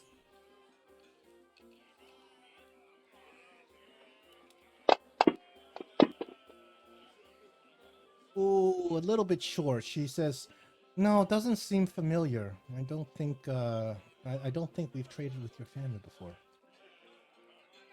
Well, shame. Okay, so at this point, a bell is rung, signaling that time is up and dinner is over. And Lady Aldori once again gets up from her table, and she clinks on a glass to silence everybody. And she says, "My friends, I hope you have enjoyed the food, drink, and company this evening." She has a big smile on her face. Her words are quickly met with a round of cheers and hurrahs. I have a picture of her. Let me see if I can go bring that out somewhere. It's always good to have a visual kind of there we go. It's not the best picture, but it's good. That's Lady Aldori. So the room once again erupts because everybody had such a fantastic meal. And she puts her hands up to quiet everybody down. "You honor me, truly. But this night is not for me, it's for you. As heroes, you have responded to my call, and I can't wait to hear the tales of your exploits in the weeks and months to come." And then she pauses for a moment. She kind of looks at her itinerary and she says, "The hour grows late, and you guys kind of look outside. It's already pitch black." And she says, "Tomorrow, I shall speak with you and all about your individual charters. I suspect it'll be a very busy day, so I suggest we make an early evening of it. After all, you have kingdoms to plan." She kind of laughs. Lady Jamandi's words are met with an even louder round of cheers and drinkware tapping and mug smashing. Everybody's kind of getting involved. A few goblets even shatter thanks to some people who are drunk at this point. Lady Jamandi gestures to the large double doors to the east and west. My servants will escort you to the rooms, those of you whom I have invited to stay the evening. All others, I shall make arrangements for you to stay at the local inn. And then one of the NPCs that you did not interact with, that handsomely rugged guy in black, Mager Varn, he says, Lady Aldari, I shall hence excuse myself. Thank you for your hospitality, and I shall come again tomorrow to assist you in guiding the new adventurers." And she nods to him courteously, and he walks away. So at this point, Lady Jamandi leaves, and her servants and guards escort each of you, everybody, out of the feasting hall, and they escort you to the right, to the east wing. That's where you'll be staying. On this first floor, which is the same floor as the feasting hall, and take you to your rooms. All right, I think we should take a small break here. Yep. Bathroom break, everybody. Okay, perfect. Right after dinner, Neg and Linzi disappear together, and they go out on their little romantic soiree. However, just your luck. The minute you guys go out to the balcony, a rainstorm starts hitting, and Linzi's all of Linzi's stuff is starting to get wet. Her books are starting to get wet. You're trying to help her kind of keep stuff out of the rain. She's like, "Oh man, all of my notes for today. Look at all the ink spilling everywhere. Ah, damn it! I gotta get back to my room. I gotta dry this out." She says, "Look, can I take a rain check on this? Rain check." Pun fully intended. Also, the other thing she's like, tomorrow morning. She's like, tomorrow morning, first thing in the morning, meet me in my room. I will. I'll be there for sure. And I also forgot too that this is out of character, but my patron shadow owl I had outside, and it was up in one of the windows. You're familiar, you mean, right? I'm familiar. Yeah, okay, my familiar. Okay. My patron. My familiar. So unlike the warlock, the witch in Pathfinder, you don't really know who your patron is right away. Right. Yeah. And that's sort of up to the GM to kind of make make it known later on. The way I did it for my backstory, I've started to do it, I was tricked into having that patron. So I really don't know who that patron is. He's given me one of my masters has given me a name, but it's not a personal name. Well, I recommend don't do too much backstory, because unfortunately I would feel so horrible if you gave me a big backstory and I can't choose you for the game. Don't worry, no. Yeah, right now I like everybody, but I'm forced to make a choice. If everybody is still interested at the end of this, I'm gonna because I'm not gonna run a game with 8 players. It's not fair to you. You're gonna hate it. It's going to be a horrible game. Everybody's talking over each other. We can't play like that. So I have to cut it down. I'm going to try to do, I think 5 I can handle. 6 is probably going to worsen the campaign. So I don't think I want to do 6. So really 5. But, it depends on, I'm still thinking somebody's going to drop out. So who knows? Well, I enjoy writing stuff, so don't worry about that. I will use this in a campaign that I create. Okay, it could Bilbo lives on. Yeah, exactly. All right, so because your date was cut short, you return back down to your rooms, and it just happens that the 3 of you who are seated together also share the same room. You guys are now in a room that contains 4 beds. Each of you are in one of the beds. There's an oil lamp attached to the center of the south wall and several potted plants in this room. Very fine guest quarters. There's a decorative brass brazier forged to resemble a sleeping red dragon that sits in a corner. You do have a window, and outside the window, you can see that the storm is really picking up. You open the window and you look outside. The window has bars, so you can't, certainly you can't go outside this window. You can barely see anything because the rain and fog is so heavy, and the constant beating of the rain is drowning out anything else at this point. Okay. Do you guys want to do anything before you turn in to sleep? Right now it's around 10 p.m. And you can hear on the hallway outside, other guests are being escorted to their rooms as well. Yeah, I'm gonna just open the window so that my shadow owl familiar can be in the window. Yeah, sure. But I'm gonna point it out to everybody and mention that this is my pet, and not to be alarmed by it, because it's kind of a strange looking owl. Okay. We don't describe your owl, I guess. We don't have a token for your familiar yet. If it comes into play, I can always do a temporary thing. Your familiar can't attack or flank anyway.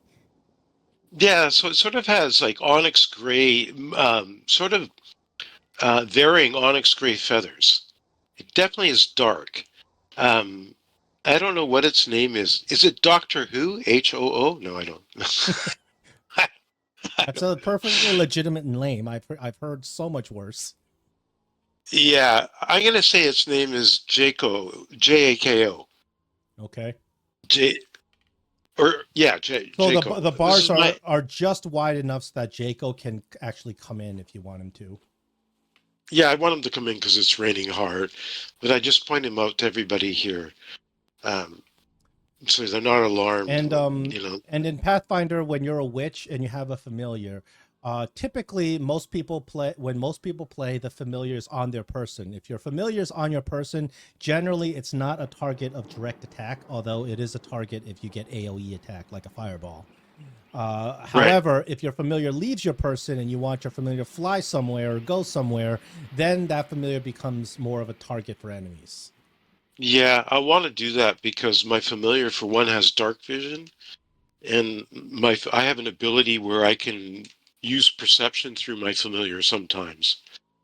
Okay. So my familiar would let me be able to see a bit further than what I can. So when you can, but if at default your familiar is always on your sort of like riding you, so to speak. Mm-hmm. So you don't have to worry where's my familiar, where's the position. It's always on your person unless you send it out to do something.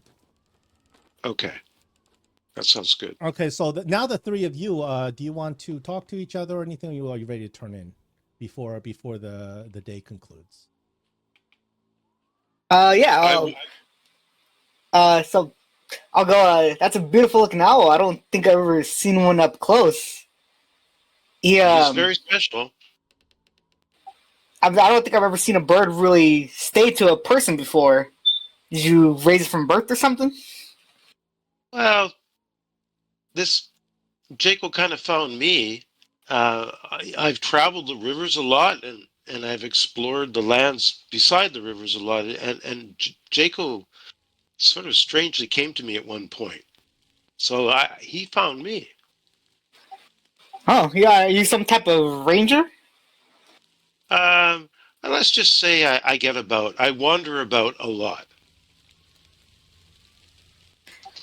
These feathers are beautiful. I know that. Now, I can't remember. Can I talk to my bird? I can't remember. Sorry, I'll figure it out. Of course you can. Okay. Your bird. You between you and your bird, you understand each other. Okay. There is a special familiar kind of trait you can give your bird, so your bird can actually speak as well. Depending on what you load your bird with every day. When you prepare spells, you can also prepare familiar traits for the day. Right. I have the 3 traits already set. So, okay. I wasn't sure whether he could talk to other people, but he can. But you have to give him that trait to do so. Okay. He's a flyer, obviously. Yeah, I know the witch because I have one. I've made one myself, so I am familiar with the witch.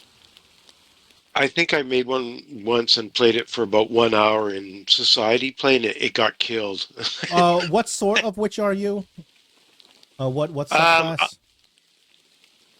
I don't know if I do have a subclass. You have to. It's part of character creation. So there's a winter witch, a resentment witch. I forgot the other kinds. I just know my paradox. My patron is the paradox of opposites. I have divine spell casting. Okay, so you're not a resentment or a winter witch. No. What does your familiar do in terms of the familiar power? My familiar. I'm going back to the path builder so I can sort of give this a bit easier. Yeah. Just so I have an idea of what your ability is. Actually, it might be easier to find it right here. It's under. Where is Scarlet? It should be right in your character sheet. I know what you are, Scarlet.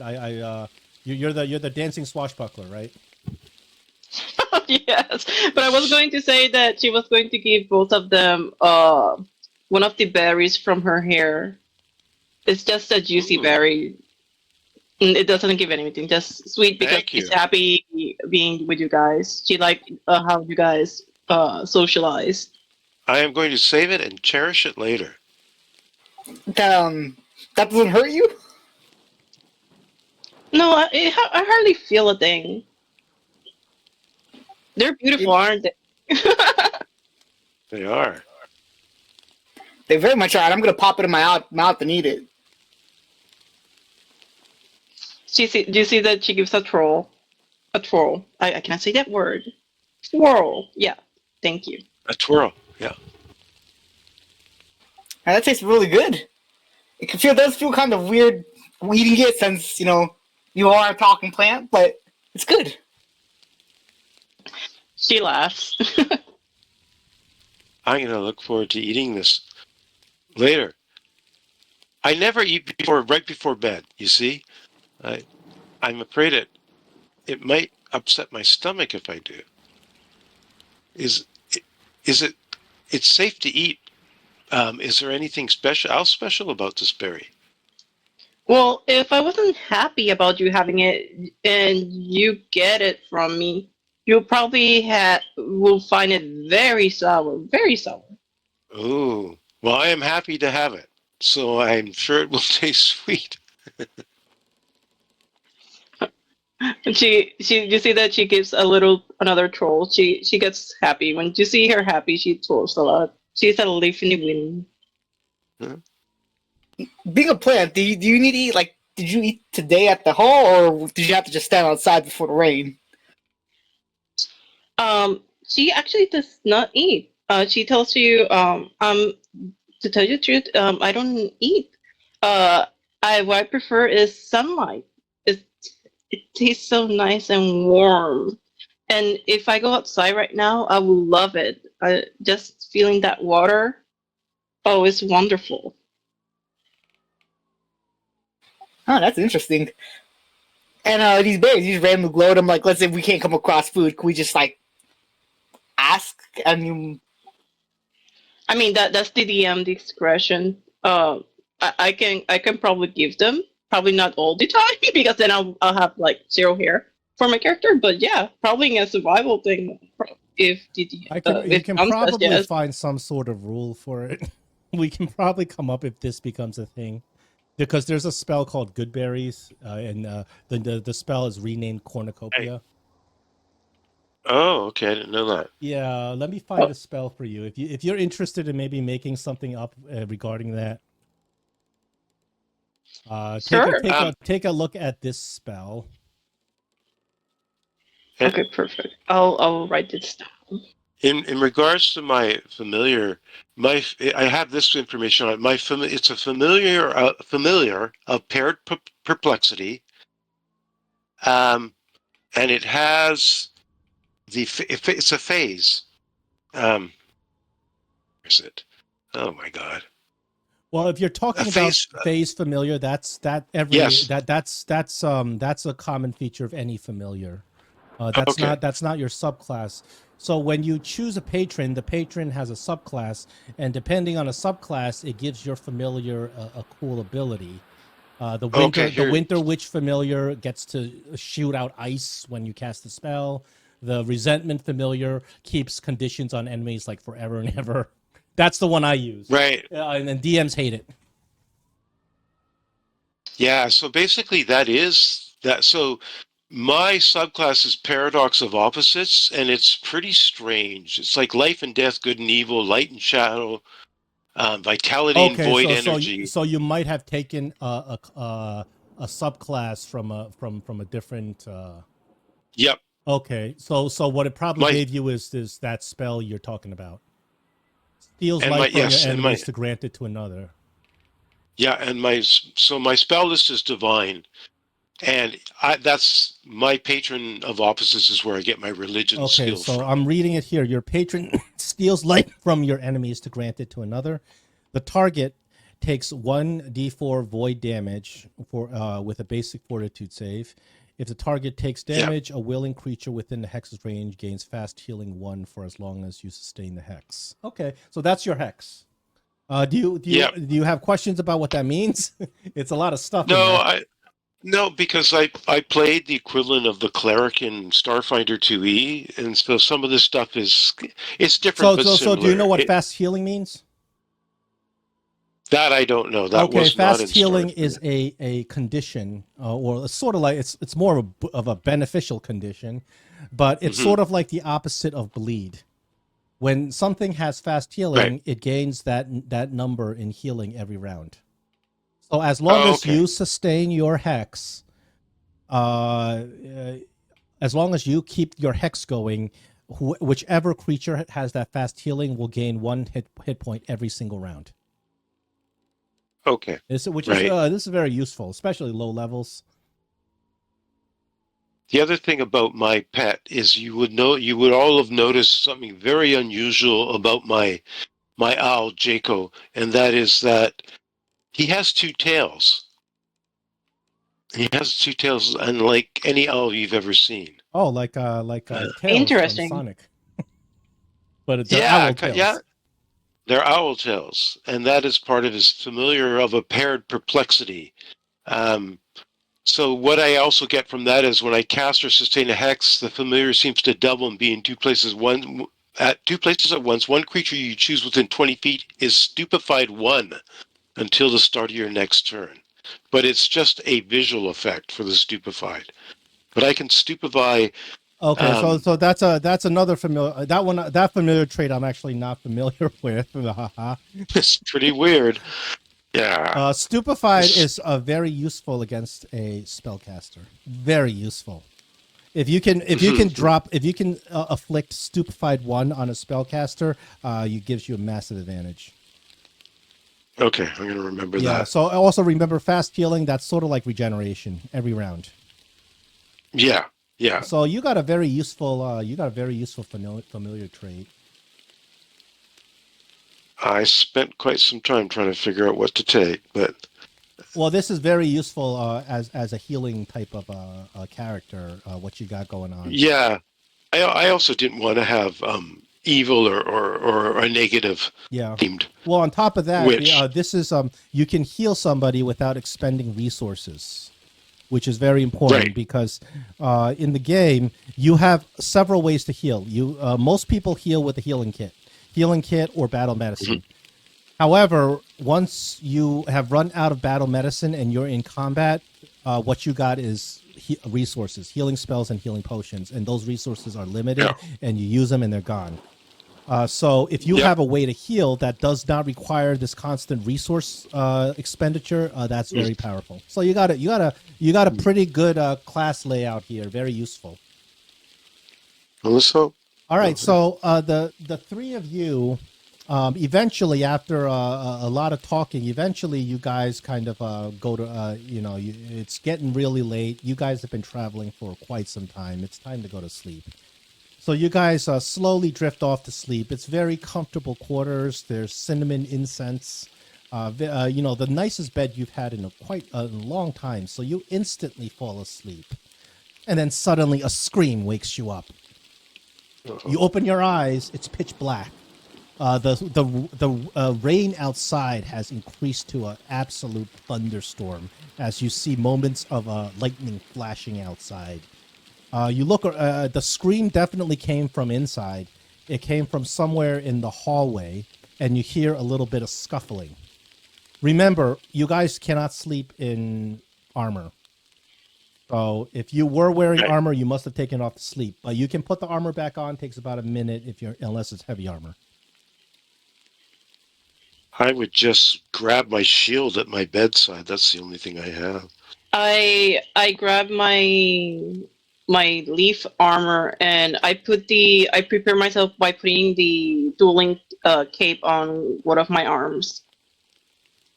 I'd put on my scale mail. Just take the minute. Okay. About a minute passes, and you hear some more scuffling and some whispering outside your door. Okay. Is a brazier something that I can take and light up?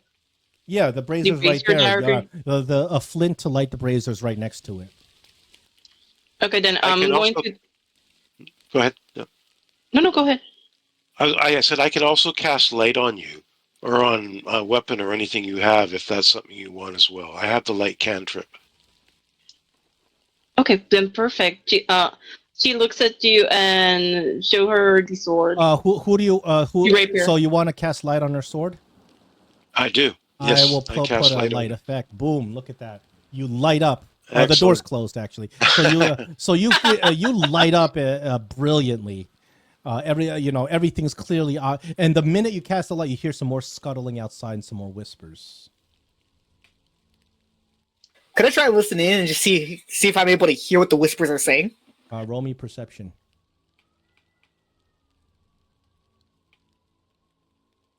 So you listen at the door.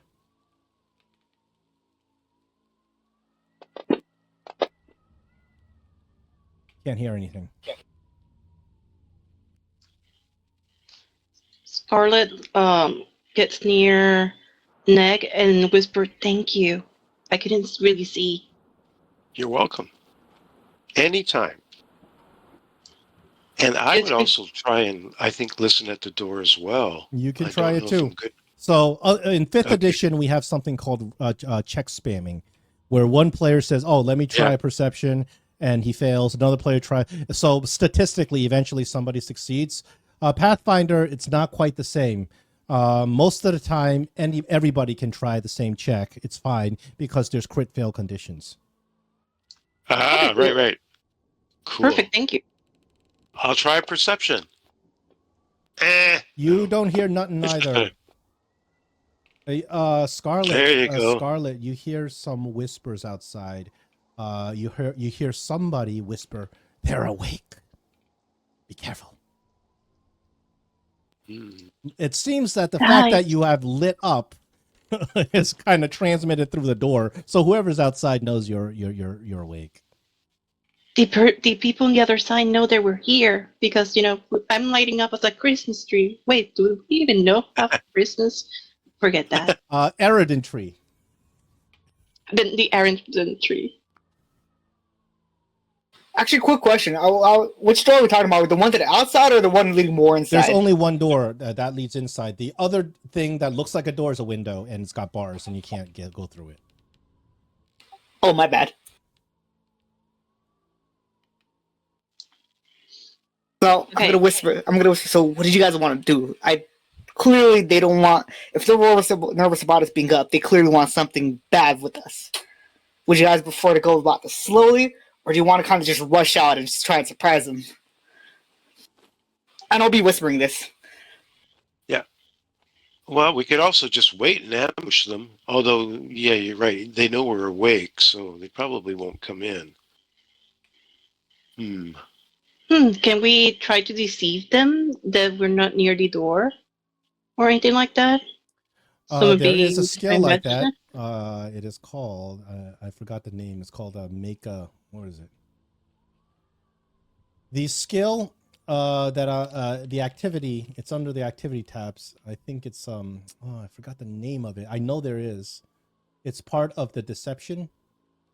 Is it feint? No, not feint. No, not feint is when you're going head toe to toe with somebody and you pretend you're gonna punch them, but you actually stab them or something. Oh, okay.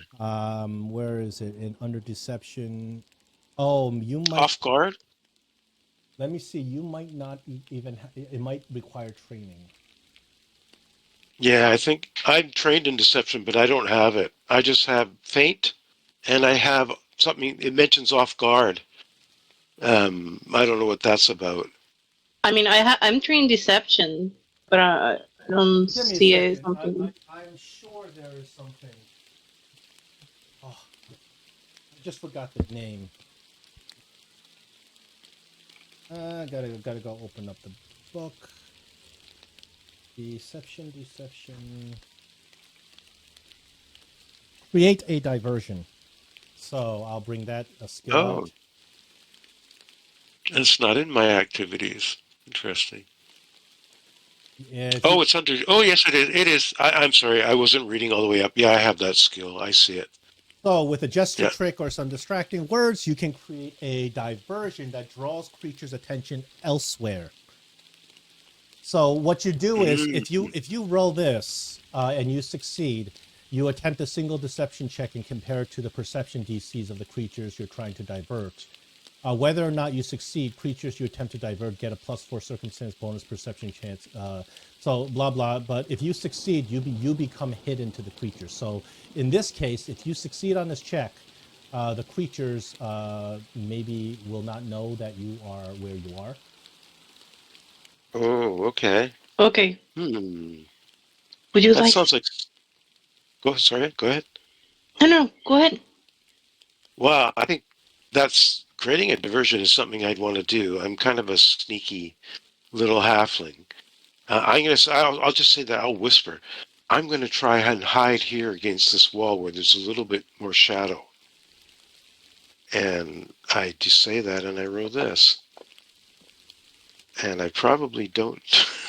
I do not do it. No, not only do you fail to do it, but they're pretty sure they know where you are now. Okay, that's okay. But honestly, you're not even supposed to know that. That was more supposed to be like that. I should have asked for a dice tower check, but that's fine. Yeah, I should have. I thought about that totally just as fine, I clicked totally it. Fine. Yeah. Can I throw it create a diversion, or because they already know? The problem is they get a +4 circumstance bonus at this point. So you can still try it. It's just harder. So the DC is going to be much worse when you try it. But you can try it. Okay, I'm going to give it a try. Okay. Do you see that? I set a new DC. Okay, perfect. Scarlet goes ahead and you see that I'm going to distract it without knowing it.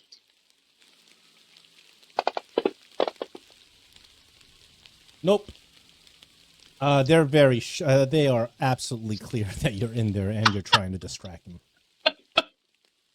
They're ready for you. You don't know who they are, but they know more. They know a little bit about you. You're trying to be crafty. Would we know how many there were by the voices that's speaking? Or? At least 2, because one was speaking to another. But beyond that, you don't know. They're on the other side of the door. We could brace the door, maybe.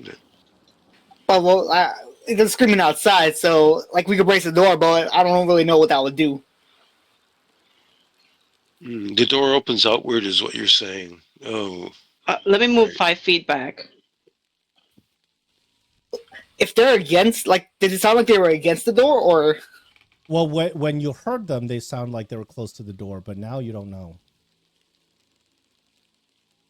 So yeah, they probably distance themselves, but I could always like try kicking open the door and rushing out, and then I'll create like, and when I'm rushing out, I'll go after one, create kind of a diversion, and that lets you guys set up where however you guys want to position. Sounds good. Sounds good too. Yeah. At least we could get maybe a jump on him. I don't know.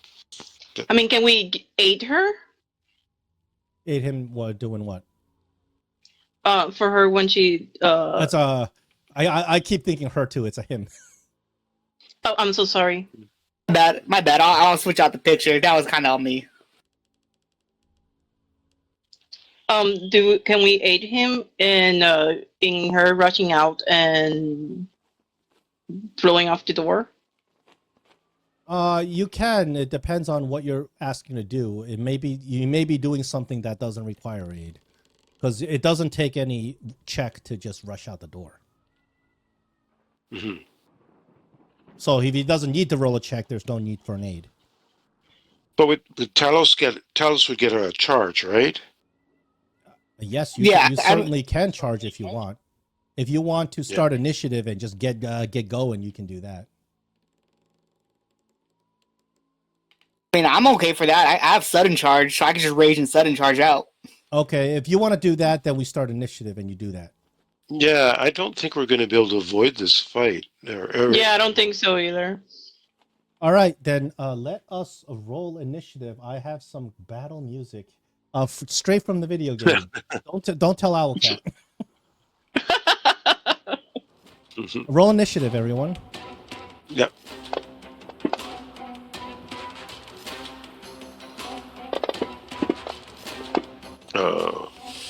Well, that's probably good that I got it low. Talos, it just happens that you win initiative, so you may attempt your attack. Okay, cool. So let me just turn on the music real quick. Okay, so I'm gonna just sudden charge and rage, and I'm gonna try to rush out the door. But like, cool question: was rushing out the door, is that like an action, like opening the? That is a stride. That would be part of your sudden charge, part of your stride action. But the door is not locked or anything. You can just go out. But you don't even know where they are, so you're gonna have to start rushing, and then once you get out, find out. Thanks. Ready? Okay, so instead of sudden charging, could I just like open the door, rush out, then like roll it? Like I guess, would that be seek? Well, when you open the door, I'll tell you what happens, what you see. Right now, I can't. Okay. I can't tell you where the enemies are right now until you open the I door. know. You know what I mean? Okay, yeah. Well, I'll just risk it. You sudden charge then. Okay. So you come up to here. You open, and the door opens. When the door opens, the minute you walk out to here, so that's 5, 10, 15 feet of your sudden charge. You see immediately, boom. You see a figure that is dressed in black leather. He has tattoos under his eye, like he's a gang member, little tears in his eye, and he's holding a dagger, clearly an assassin. And also around the corner, you see another one with bald hair. Okay, now you can complete your turn. You walked 15 feet and walked out the door. Okay, so since that's sudden charge, I could do my movement and get an attack. So can I just walk up to the one on the left here and you've get an attack? you've only used 15 feet of your movement so far. Cool. And I think I would use all my full turn after that hit. Not really. So you move here. That's your sudden charge movement. Now your sudden charge comes with an attack. So for 2 actions, you make that movement and you do an attack. So you may attack him, and because of the new remaster rules, you're already raging.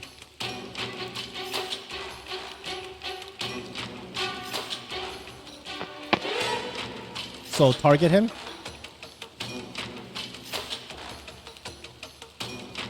Real quick, how do I target it? It's control click, right? Control click, yeah. Yep.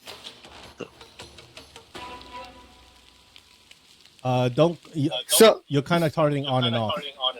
yeah, okay, cool. Because I wasn't sure because it's not like the animation isn't appearing on my side. Sometimes it does, sometimes it doesn't. Just gotta love Fantasy Grounds. Yes. Look at the combat tracker. The combat tracker will always tell you who you're targeting. Yeah, the combat tracker's the best for this. Cool. And you have Adam targeted, yeah.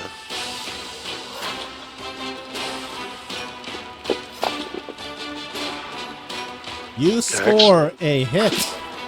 If you get a pop-up, just click yes to all. Okay, no pop-ups. Does it auto-roll damage, or is that something I gotta roll? No, you gotta roll damage. I don't like auto-roll damage because that's invites a whole bunch of problems. One shot, one kill, he's gone. Now, because of the buff for barbarians in the remaster, that only costs you 2 actions, including the rage. So you still have a 3rd action. Okay, cool. Are you only... Actually, yeah, I'll use my last action. Would I need to call out where the last guy is to other people, or should they be fine? What are you talking about? Like, when they get on their turn, could they just walk out and know where they are? Or do I need to, call them out to them? What are you trying to do? Alert the other two, Neg and Scarlet, where the last guy is. You can speak for free. Okay, so I'll tell him where he is, and I'm gonna use the last round movement to get in range of him. Okay.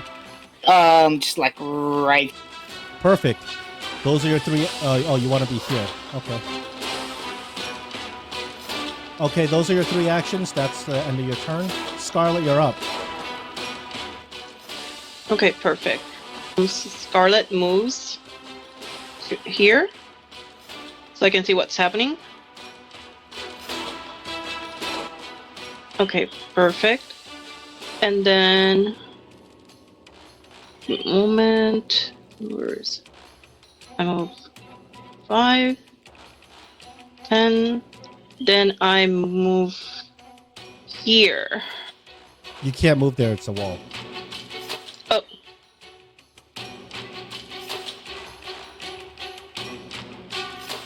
Sorry. I just thought it was a wall. Yeah. You just phase shift. Then we'll move. Okay, so it's 5, now 10, 15, 20. First action is a movement stride. Yes. And then I am going to do a tumble through. Okay. Roll a acrobatics. You can do the with the activities tab. You can do a tumble through against him, or you can just roll your acrobatics, and I'll tell you if you succeed or not. Up to you. And you have yourself targeted, by the way.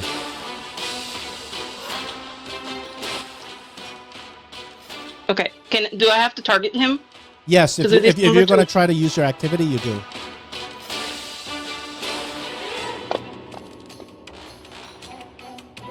Unfortunately, your tumble through fails, but even though you fail, remember, with the new remaster, you still get panache until the end of your turn.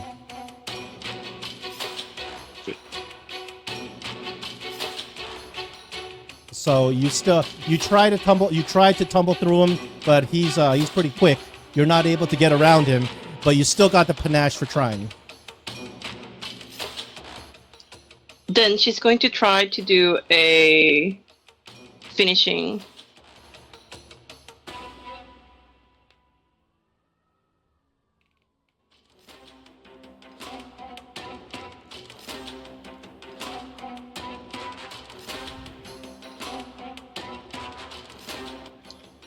Sorry about that. I think I put something on him. You have him targeted, which is good. Okay. So do I have panache on me? Yes, You do. I do. Perfect.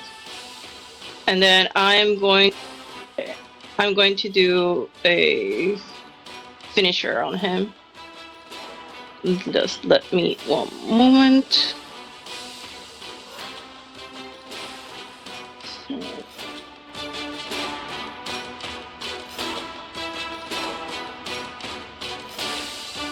And I'm going to try and attack him with the rapier. That's a hit. Okay, perfect. And then, do you see that Scarlet does a little troll since she almost stumbled through, but she tried a finisher and she gave it a... Ooh, Nah, he's gone. He's gone. that is a lot of damage. Yikes. Finishers are very powerful. Yeah. As long as it gets executed. Because All right. the last time we played, we didn't. You quickly finish these two enemies. That's the end of your turn. You used 3 actions. We got a cutthroat over here.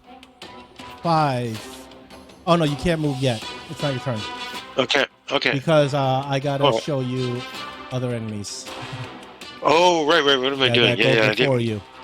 5, Yeah. 10, 15. Oh, whoops. Stupid token stack. 15, 20, 25. Okay, he's going to take a second stride. He's going to come over here, and he's going to try to attack you with his dagger. Against Talos, he hits you. No, luckily no crit, so he does D4 plus 2 piercing damage. Ooh. Oh man, that hurts. That's his 3 actions. Cutthroat number 3 is now going to take advantage of the situation. 5, 10, 15. He got you flanked. You are off guard to him. I'm going to apply off guard to you. Oh, well, I'm going to apply off guard to this attack. And he's going to attack you while you're off guard. Oh, but he rolls so poorly. He's going to try a second attack while you're off guard. But this is with multi-attack penalty. So much less likely to hit. -4, right? For him with a dagger, it's -4. Okay. Nope. Ooh. Oh, the dice gods are smiling on you guys today. Neg, you're up. All right. So let me just see. Okay. Well, first of all, I want to get down to here, which will go here. That's 5, and then to here 10. It says 15, but that should be. Yeah. I got it. Yeah. Okay. Now let me I just want to check the tracker a bit here. Ooh, okay, well, Talos is a tough guy. I thought he was more hurt than that. Okay, so I'm going to move. I can move here and then up to here, correct? Well, no, you have to count out the squares. 5, 10, okay. 15, 20, 25. Yes, you can. There you go. Yeah. The problem is when you move through walls, it stops you. So you have to move square by square. I think I want to target then. Yeah. I'm going to target him, and with my cold iron in my hand, cold iron in one hand and my shield in the other. And now you can all see what my shield looks like, but I'm not going to describe it because that's too boring.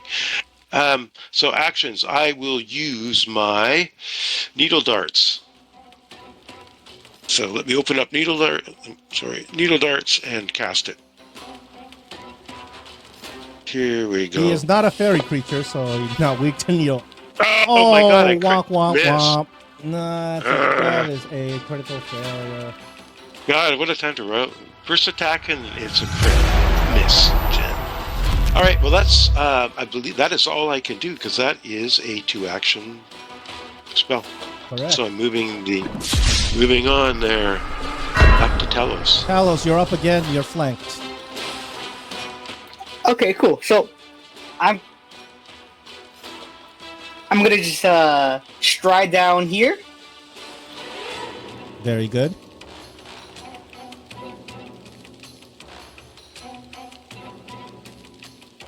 Oh, cool, and that puts him off guard, right? Because I'm blanking yes, that now one between he's us. off guard. So when you attack him, I want you to apply off guard. I'll show you how. Well, you gonna attack him? Yeah. Okay, so this is what you do. First target him. And then you see that modifier box on the bottom of your screen? Yeah. To the right of the modifier box, there are a bunch of red buttons. There's one button that says off/G, right? You see that? Okay, yeah, I see it. So if you have that button clicked and then you attack, that will automatically apply off guard to him. That's the best way to do it right now. Okay, cool.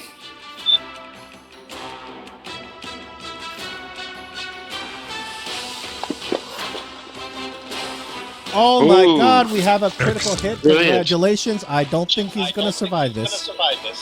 Wow, Scarlet is twirling happiness. Go for it. Oh, definitely not. Oh man, your great sword just quite literally decapitates him.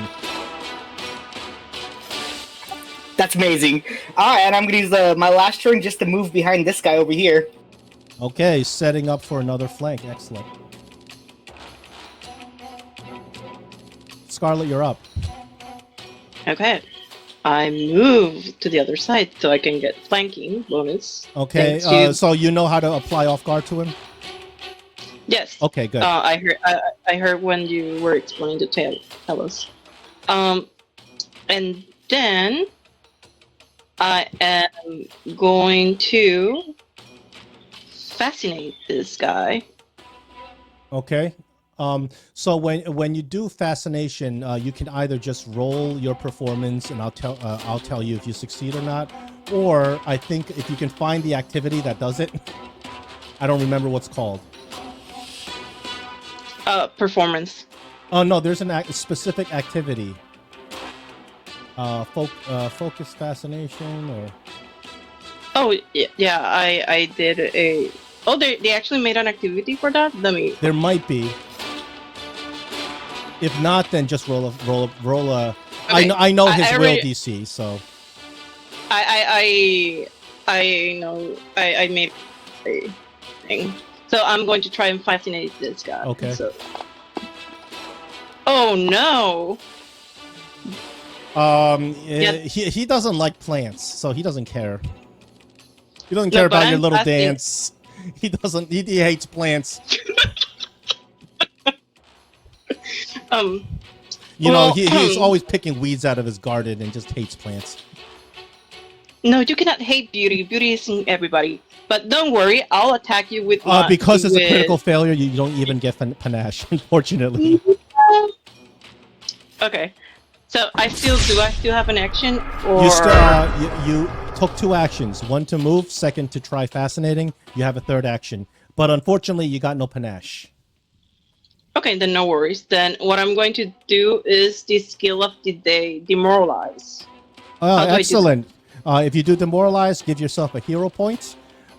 There's an activity inside your activities bar that says demoralize. Otherwise, if you just want to roll intimidation, I know his will DC.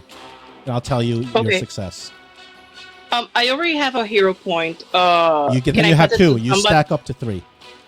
Okay, perfect. Then let me just write it down. So everybody know what demoralize is? You got to learn these. I'm trying to get everybody to learn some of these skill actions because that's part of the Pathfinder game. Yeah, I vaguely know. So what demoralize is you roll intimidation against an enemy's will DC. To calculate a will DC, you take your will bonus, which is plus whatever, plus 6 or whatever, and you add 10 to it. Oh, okay. Let me see. What did you roll? You rolled a 7. That's a failure. Yeah, the good dice gods are not in my favor. Yeah, but you got yourself that hero point. The cutthroat does not like being flanked.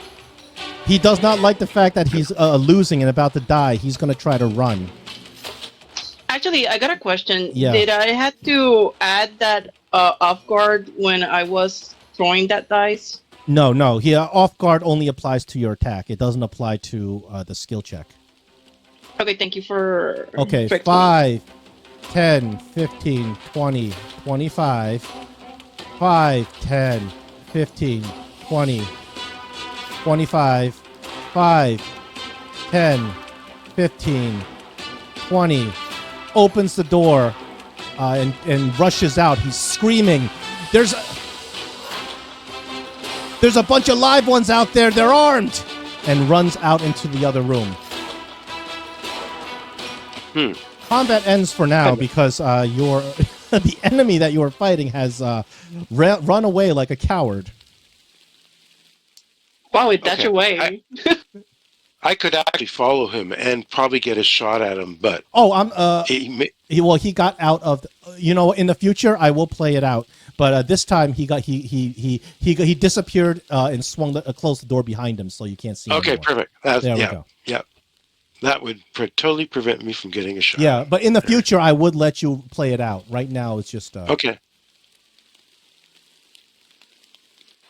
Okay, but it sounds like he was calling out to more people, though. It's absolutely. I think we should... He's absolutely calling out. So you guys find yourself in a large hall with a polished marble floor. You remember this hall when you were led down here to bed. There's several potted plants that line the walls and tapestries depicting woodland hunting scenes adorn the east wall. You guys are in an area with portcullises that have slammed down to the north, to the south, and also in those stairs that go up. So you're pretty much trapped here. These portcullises are made of steel, and they've slammed down. The windows also are barred. And also, Talos is slightly wounded. Yeah, I'm looking him over, and I'm wondering if he could try and mend himself. Let's go over healing. Healing is a regular part of playing Pathfinder 2, especially after a combat. Just about every combat, it's a regular thing for the party to heal each other. The only exception is that if you don't have time. If you finish a combat and you have something so pressing that you don't even have 10 minutes, then you can't heal. So after combat, you guys can take a break, and the break is in 10-minute increments. If you want to attempt the healing, you use your healing kit and you use the skill Treat Wounds to try to heal somebody. Anybody can heal anybody, including themselves. However, if you have tried to heal yourself, you have to wait another 10 minutes before trying again. but that doesn't prevent you from immediately trying to heal somebody else. Got it? Yep. Only one Also, attack also another thing is in those 10 minutes, other things you can do. Think of 10 minutes like a short rest, although it's not technically like the same thing as the 5e short rest. So within that short rest, another thing you can do is refocus. So some classes have focus spells, and if you need to recharge your focus spell, you can do whatever you're supposed to do to recharge the focus spell. Like Neg with Pettis Familiar, and well, you're the only spellcaster actually right now. Right now, yeah. Yep. Yeah, I know the refocus very, very well from playing the Mystic and Starfinder because they had to do that. If you played Starfinder, then you've played Pathfinder. Yeah, but there's a lot of rules around it. Actually, I mean, the rules in Pathfinder actually have become much more lenient in the remaster. So in the past, when you refocus, you can only get 1 focus point back. Now with the remaster, when you refocus, you get all your focus points back, and no questions asked. Okay, that that was the same. Okay, cool. Well, I'm wondering if Neg, do you feel like you can treat your own wound there? Is that something you want to try? I don't have the ability to use a heal kit, but I can cast a spell if everything goes badly with your attempt at it. Yeah, I should be able to manage myself, hopefully. But real quick, since it does take 10 minutes, could I check, close the door, or check to make sure nobody else is trying to come in to the building? So you go over to the door, and they are double wooden doors, very sturdy doors. There's no lock on the doors, so theoretically anybody can walk in. That other guy clearly dashed through the doors and closed it behind him, screaming, "They're armed! They're armed survivors!"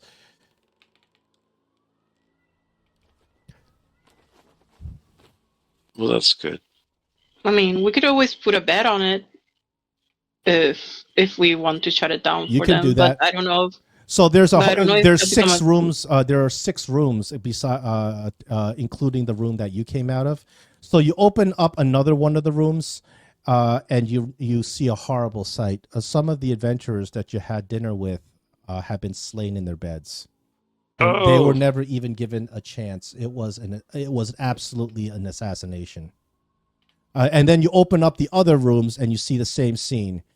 All these new adventurers, all small, all excited level 1 adventurers thinking that they're going to become a king, slain. Assassinated, their throats cut while they were sleeping. Awful way to go.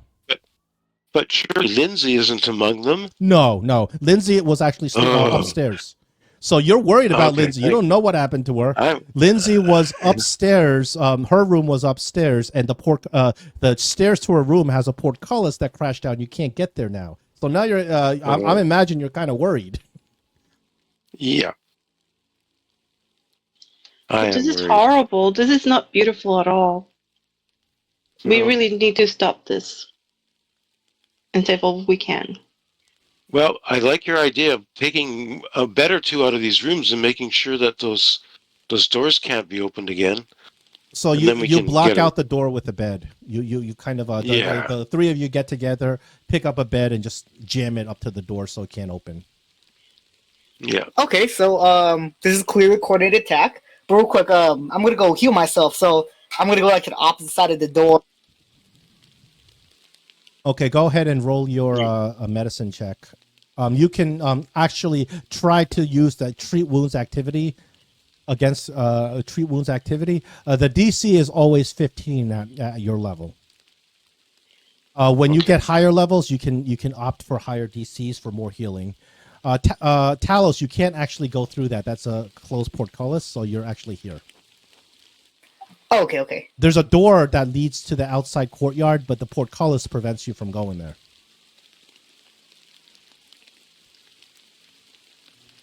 So Talos kind of takes a breather, puts his back against the wall, and takes out his medicine kit.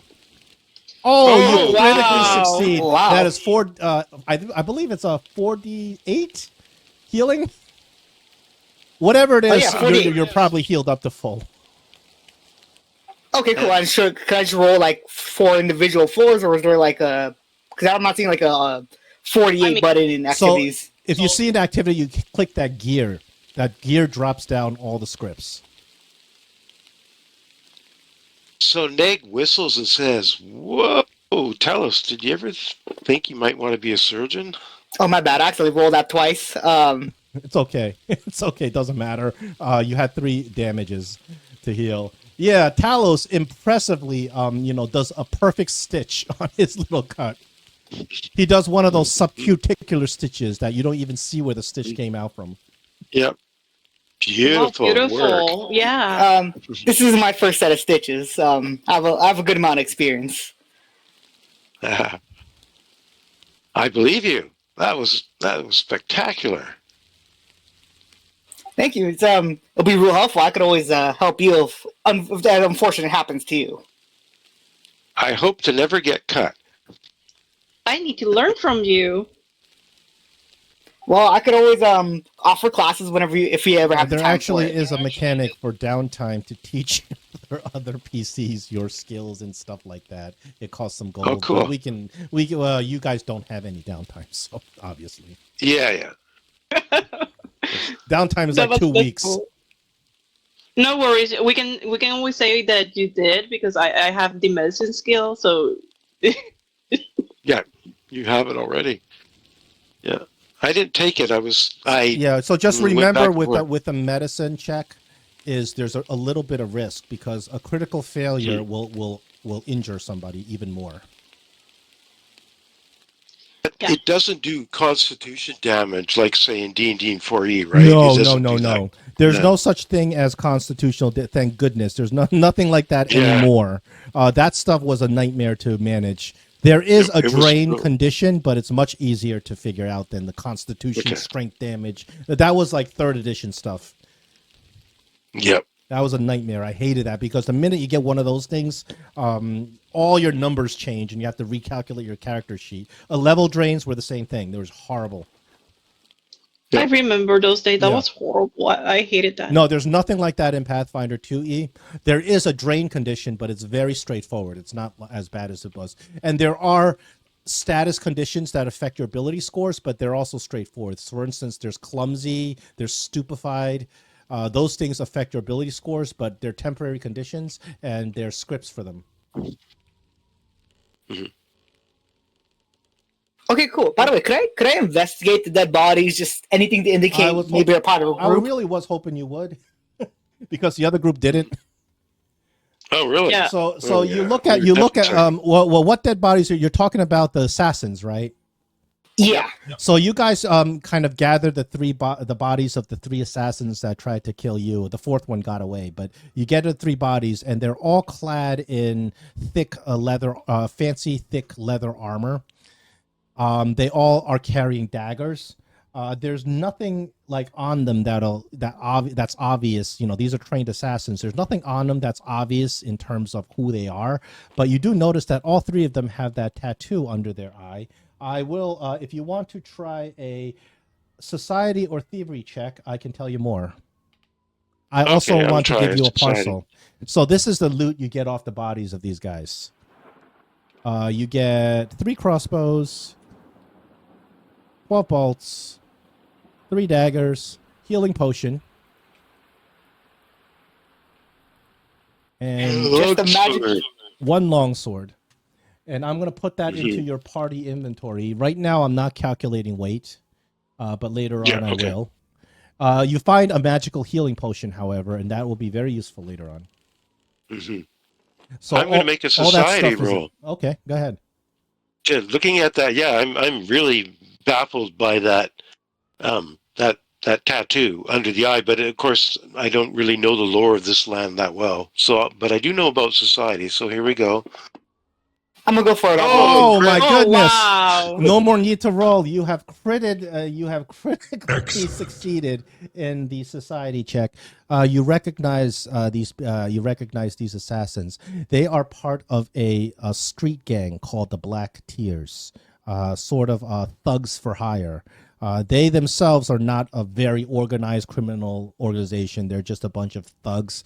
They operate in several different cities in Brevoy, and they're generally just a nuisance Never have you heard of them trying to carry out something this serious, assassinating people inside the manor of a lord. So this would be a very big thing. So they didn't do it themselves. Somebody paid them a lot of gold to do this. You have no clue who that would be, though. Well, but we eliminate the possibility of it being connected to anyone locally or with this manner. No, you don't think this is us? Well, you can't tell if this is an inside job. It could be somebody at the manor hired them. You don't know. You don't know who hired them. Oh, okay. But you know that this assassin group, they're not like big time. They're just generally street thugs. And the fact that they are carrying out a job like this is a little unusual. Because to hire a bunch of street thugs to infiltrate a castle and assassinate guests of the lord of the castle is a big deal. It's very risky, and they must have been paid a huge amount of gold to do this.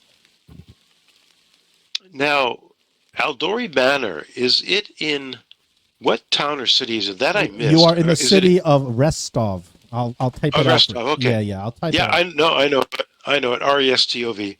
I got it. I recognize that from the map.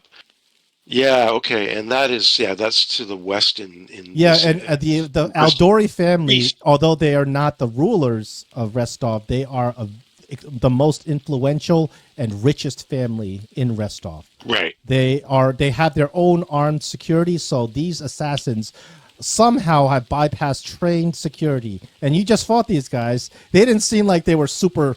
They didn't even have opportunity attacks, man. So they didn't seem like they were like super sophisticated fighters.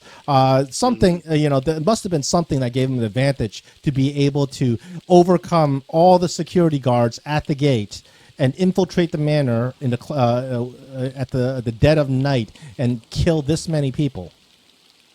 So it does look like. And you guys are very fortunate because you were awoken just before they entered your room and slit your throat in the middle of the night. Right. Well, Scarlet doesn't like what they have done because they have been showing a sad part of life. She's going to go ahead and close everybody's eyes because even the most awfulest villain should have a nice rest. But that's a very noble thing to do. Mm-hmm. So what? Not like in a very callous way. In the nicest way possible, I'm gonna check the dead assassinated people, like if they had any valuables on them. They did have a couple of valuables. Would you like to take the valuables? Unless you guys are interested, I'll take it for myself. Unless you guys want some, depending on, I guess we'll have to see what it is first. Well, let's see what it is. I mean, well, if you want to check every single room, there's 5 rooms to check. I will tell you all the valuables. You find a minor healing potion, you find a longsword, you find a tanglefoot bag, and you find a silver ring in terms of valuables. Unfortunately, it appears that somebody had already come and looted these bodies and taken all their gold. Of course. Oh, yeah. Well, they aren't going to be using these items anymore, so might as well us put use to them. Did any of you guys want the health potion? Well, I'm putting it all inside the party sheet. So when something's inside the party sheet, you guys already kind of know. You can just go ahead and put it into your inventory. So if you look at your party sheet, you can see all the loot that you've gathered off of these dead bodies. Scarlet going to take the bolts because she doesn't need any of the other things. The healing potion, I would suggest that Talos have it because she's the most engaging fighter. Mm-hmm. At least that's Scarlet's reasoning. I mean, if you guys are offering, I'll take it. Yeah, you should probably take it. Be good if you're going to be on the front line. Neg will almost always be in the background, of course. Almost always. So this is actually one of the few things that Fantasy Ground does fantastic is inventory management. And all these things are in your party sheet inside the inventory tab, and they're freely accessible. You can go swap them in and out.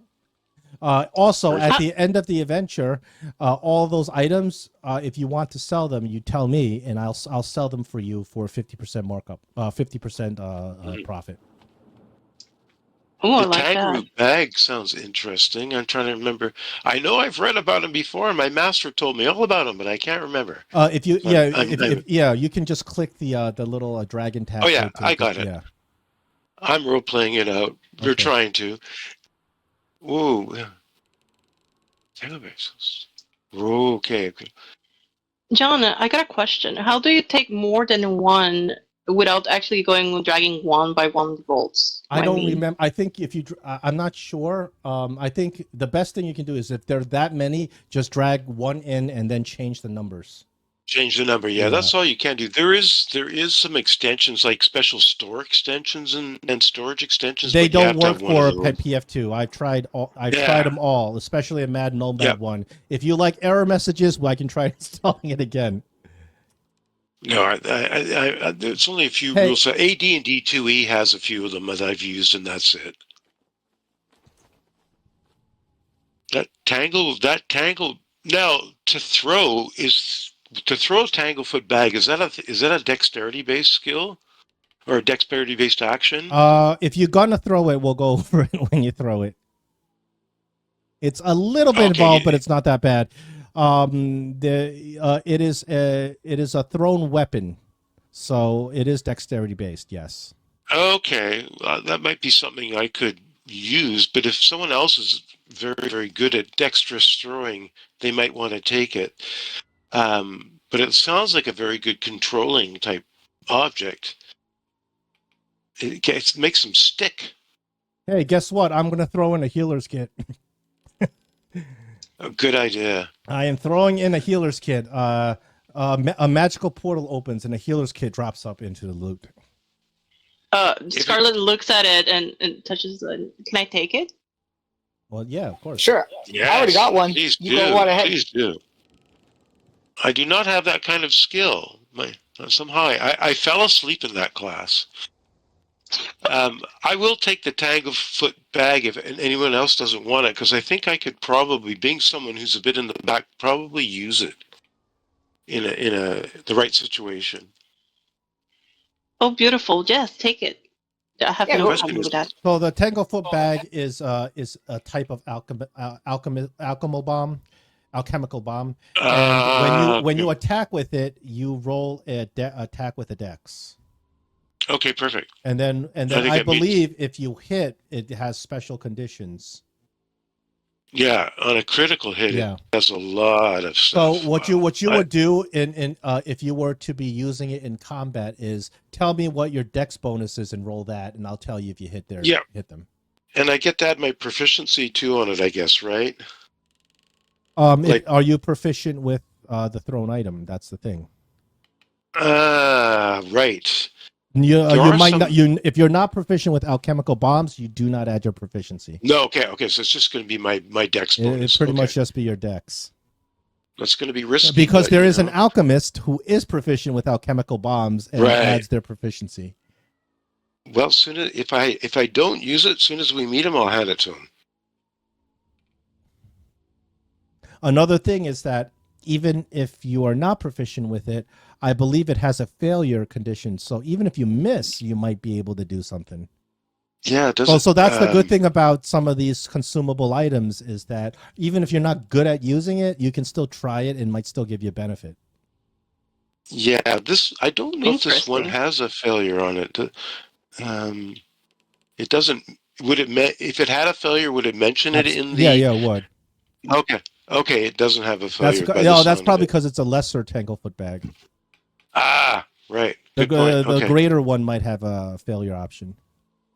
I'll definitely try it at one point then. It only costs one action, but it does cost an action to take it out of your bag too. So, it's up to you. Okay. You can also sell it for it's worth some gold. I believe it's worth some gold, so you can sell it too.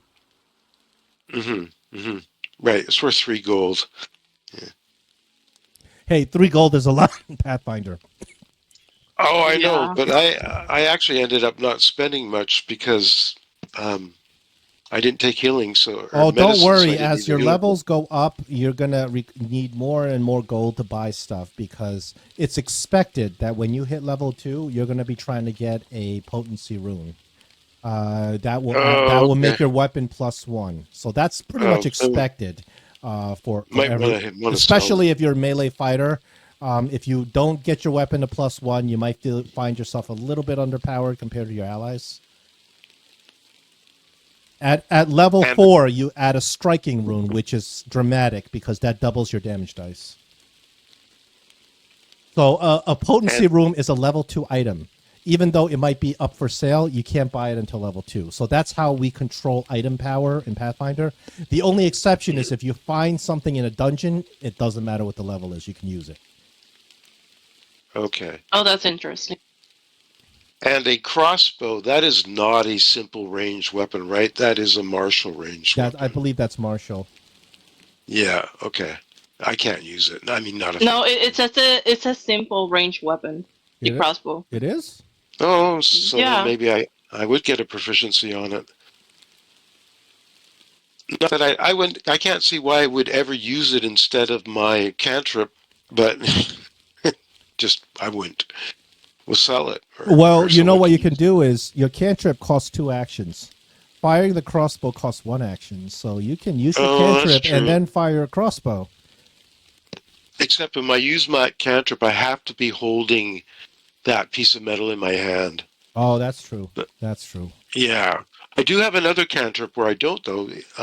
That does less damage, but that one does not, I think, require Divine Lance. I do think does not require. Yeah, that's the cleric cantrip, the Dinker. It used to be called something else. I forgot the name. It used to be called. It's a small damage cleric cantrip. So you can use that cantrip and fire the crossbow on the same turn. Okay, well maybe I'll take the crossbow then if no one else wants it. I could use it. I think every once in a while. Go for it. I don't got the dex for it anyways. Oh, there's 3 of them anyways. I forgot there's 3 of them sitting there. There's only 10 bolts though. It's kind of... You can take them. I already have a hand crossbow. And showed you my crossbow. Yeah.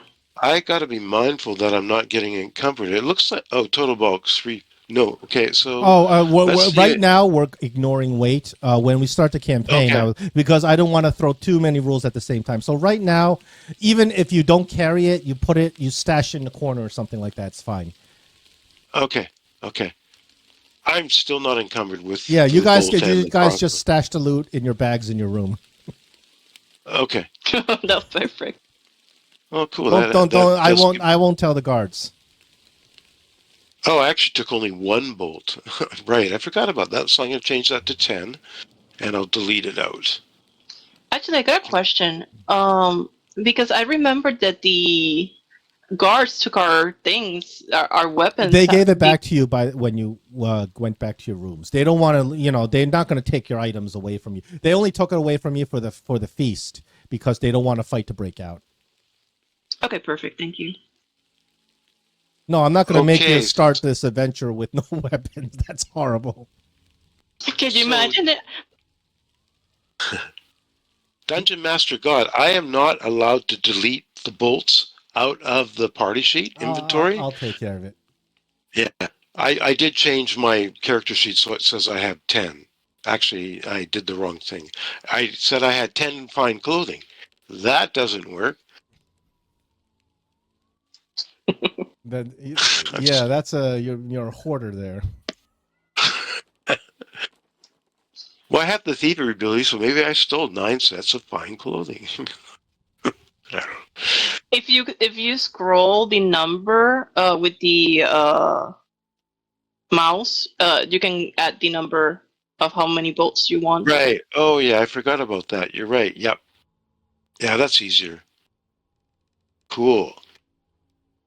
All right. Well, I will try the crossbow. I know I have to take. It takes when they say now when reload is 1. Is that 1 action? Yes, reload costs an action, so it's not something. Okay. Yeah. So if you want to fire again, you got to reload it first. Got to fire it every other turn. Yeah, but it's not if it's not an important weapon to you, you fire it and chuck it. It's fine. Yeah. It works. Low levels, whatever works. Mm-hmm. Okay, so after we're done with the inventory and stuff, is there anything you guys want to do here? Because I was thinking we're eventually gonna have to head out of here. But I think before we just go out, rush out this time, we should kind of take a peek. So you guys are on the railroad train, and there is no way out except through those double doors. Yeah.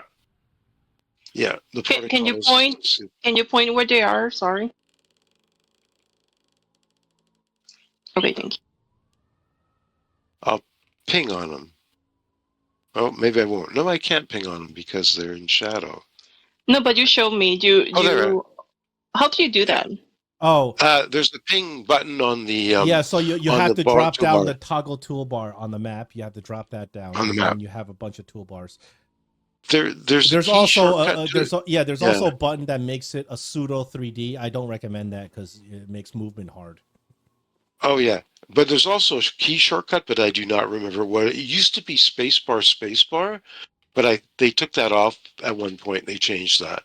Yeah, oh no, I don't remember what that short. There's so many shortcuts in Fantasy Grounds. I just don't remember. All I know is targeting and alt. Alt is to map out movement. Yeah. I've always thought how nice it would be if they actually really did do a new user guide PDF, because better than the first. You know what would be nice? A character builder tutorial, a functioning character builder, a whole bunch of things, a friendly interface. Yep. They're basically just doing sort of YouTubes for that stuff, which works for some people, but not for others. Actually, the Pathfinder 2 rule set engine actually is pretty impressive in terms of its capabilities. Like you can you can map out a lot of these effects. Like if you want an effect that decreases every turn and then ends at the beginning of the turn or the end of the turn, you can do all of that. It's just that it's so clunky to use that sometimes it's better just to do it manually. I find for heavy automation, Savage Worlds is the only rule set that I'd really use because it's very old, but it's been had a lot of attention given to it all the time through its history, so it tends to be quite good. But it's the only one. I do things a lot of manually for the other rule sets. Yeah, for me it's a mix. Some things absolutely the automation makes things so much easier. Some other things not so much. Especially because if you have 1,000 effects on your character, it just becomes a big jumbled mess in the combat tracker. Like it gets bloated. Mm-hmm. They actually have a module that makes all those effects go away. Like it's that bad. Like so you don't have to keep looking at them because and getting confused. Well, you just described Pathfinder 1E. Yeah. Everything has to be done with an effect. It's just nuts. Well, this actually is not as bad as 1E. Not as bad as third edition. This is way better. Oh, yeah, gosh. not even close to being as bad as trying to play third edition. That is an absolute but that's a nightmare on any system. That's a nightmare on pen and paper.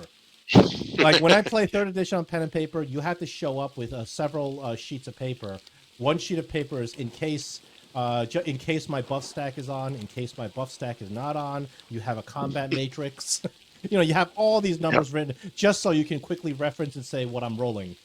Otherwise, calculating it on the spot will slow the game down so bad that you'll never get anything done. So, question: you said that these stairs are blocked. They're blocked.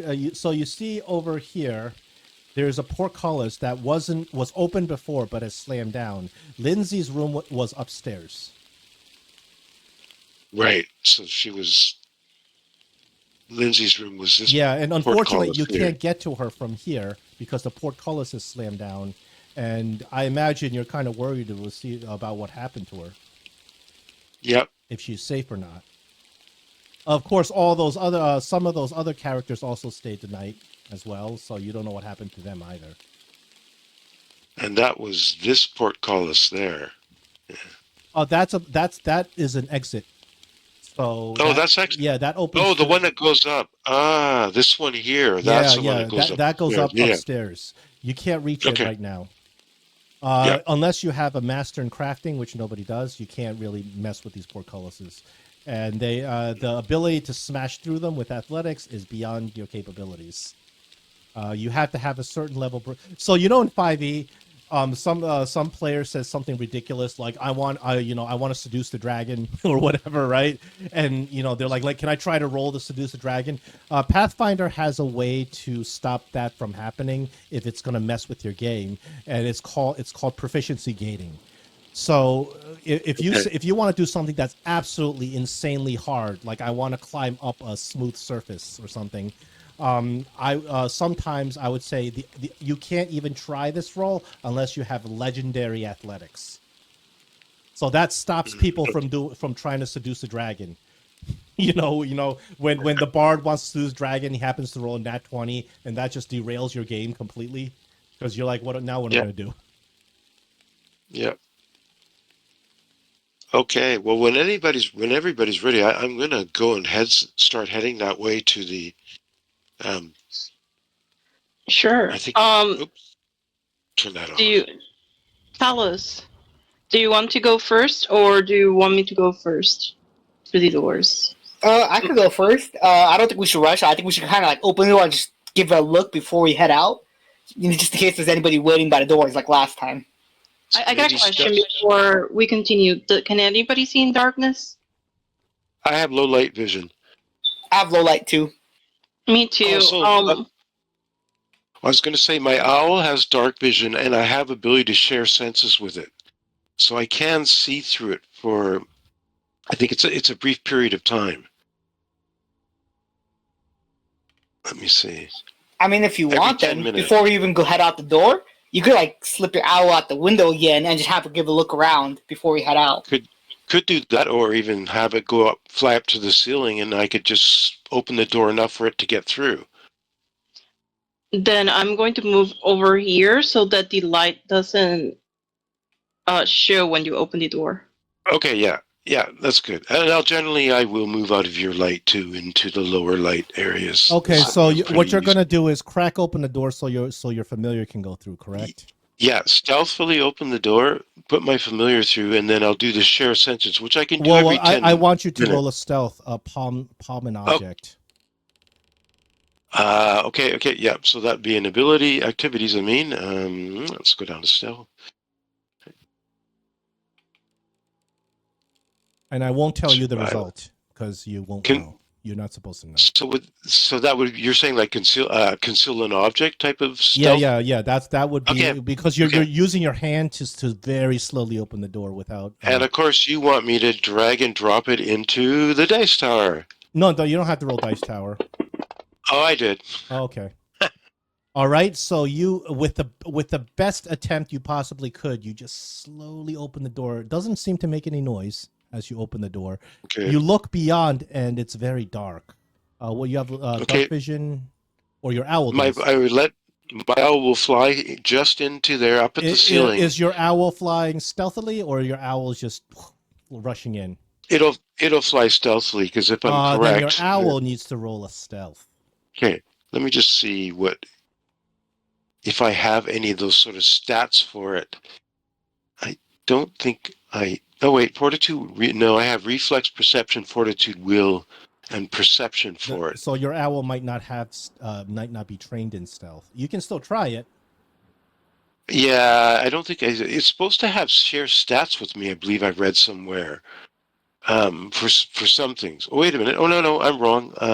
I see it here now.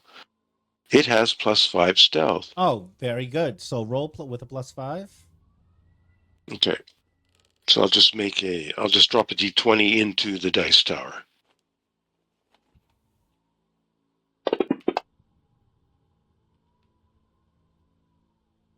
Your owl flies in, and immediately a crossbow ball attacks the owl.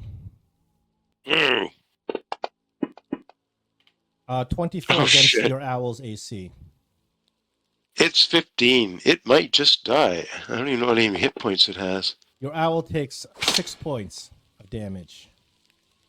What is it? Oh wait, I think I have a reaction I can put Yeah, on. you can face familiar to get rid.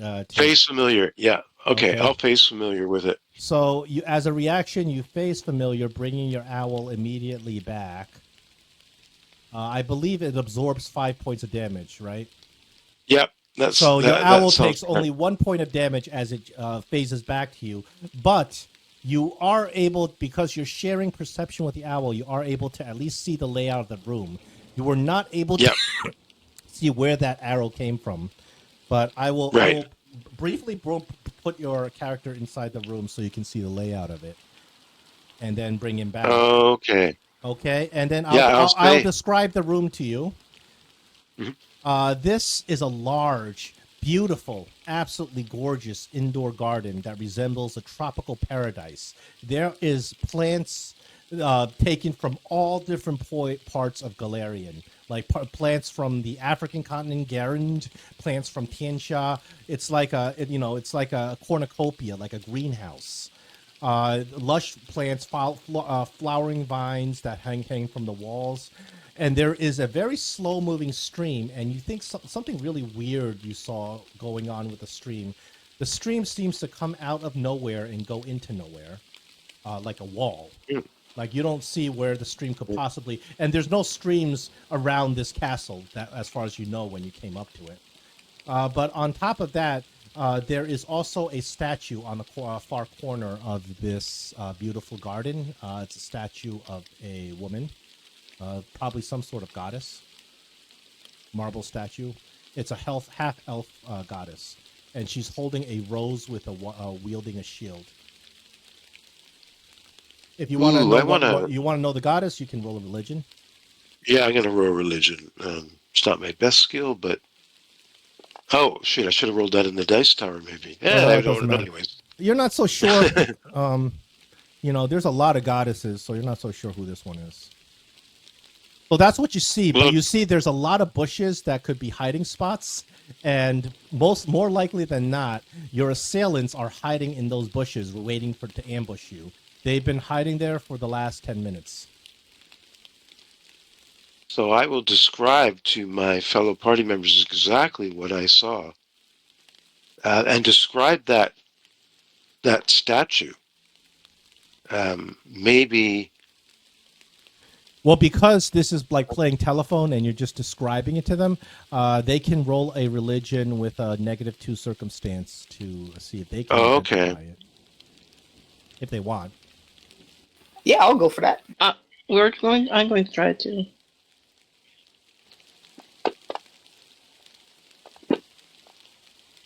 Oh, good rolls. Wow. Those are both successes. The statue depicts the elven goddess Milani. I'll spell it. You guys actually learned that this is Lady Jamandi Aldori's patron goddess. Generally, when you're a lord, like the medieval times, you have to tie yourself with a church for support of the fiefdom, and her patron goddess is Milani. So it appears that this is some sort of altar that she set up in worship of an elven goddess. There's definitely some magic involved because you have no idea how that stream is just coming out of nowhere. Wow, that sounds beautiful. Sounds beautiful, but you guys are kind of thinking that the minute you open the door, you're going to get assaulted. Yeah. So, plan here, it's not the nicest, but these are not nice guys. What I could do is we could open the door, right? And what I could do is, if I can, what if I grab like one of the bodies of one of the dead assassins and kind of use it as like a body shield? That would involve some sort of make a distraction kind of check. Yes, you can do something like that. Before we continue, it's almost time, so I don't think we're going to be able to start this combat before time ends. Right. Before we start the next combat, do you guys want me to be near you guys now because I'm literally light bulbed? Yeah, I think that's okay. Yeah, they already know we're here. They're just waiting for us to come out. Yeah, they've got an ambush based on what my dark vision saw. My owl's dark vision gave to me. Yeah, I dazzled everybody now. Are you able to turn off the light? Like, if we all have low light vision, we might not need it. No, we don't all have low light vision, though. I don't think. I doesn't have do. low. Yeah, so Oh, do you? Okay. unlike 5th edition, where everybody has dark vision except for humans and halflings, and not having dark vision is actually a handicap, in Pathfinder 2E, vision is very important. Some of the ancestries have low light vision. That helps in some situations like this, where it's just darkness and there's no light. But low light vision will not help when it's pitch black, and low light vision will do nothing for you in magical darkness. So that means those people, that situation requires dark vision, which is rare. And then high level darkness, like level 4 darkness, requires greater dark vision, which is extremely rare. There's only, as a matter of fact, the only way I know of getting greater darkness is that you have to start off with a race that already has dark vision, like some sort of undead race. And then on top of that, you have to get an additional, a feat. Ancestry feat, in order to get greater darkness, like you get undead ancestry or something like that. So it's extremely hard to have greater dark vision. But when it comes to monsters, the creatures of the wild, they a lot of them have it. So it's a little bit unfair in terms of vision. And the other thing that complicates it is Fantasy Grounds actually does not have low light vision. It just has unfortunately, Fantasy Grounds doesn't represent low light vision very well. But if you don't have it, what I usually do is I make the map lighting. Either I don't have lighting at all, because if you have a big map and you have lighting, it's going to slow things down. So sometimes I have no lighting. Yeah. But when I do have lighting, I do it in a way where you're not going to be have a circle around you and you can't see anything beyond that. Right. Because that's miserable. Right, okay. I played like that. I played a Foundry game like that. I was playing a halfling, so I did not have dark vision. Everybody else had dark vision, because whatever other race has dark vision, didn't have it. And I literally had a 5-foot circle around myself, and I couldn't see anything. And I was complaining to DM. I'm like, listen, I don't know how to move my token. I can't. I'm stuck in a wall. I can't see anything. I can't move my token. Yeah. And he's like, oh, well, you can't see. You can't see. I'm like, well, I can't take a turn then. I'm just going to stay here. So I hate that. I don't want to make a game like that. So there's no situation where you can't see anything but a circle around you. I don't. That's not going to happen. You're going to at least be able to know where to move your token. Yeah, and not only that, he could have played with you with other sites or something, having you. Well, I was trying to say maybe I can put my hand and feel along the wall or something, because my token was stuck in a wall and I had a 5-foot circle around my token. I couldn't move. And I'm like, well, I can't take a turn because I can't see anything. I can't target anything. I can't do anything. He's like, oh, that's too bad. You don't have dark vision. I'm like, well, dark vision it's a broken mechanic in 5e because everybody else has it and I don't. Yeah.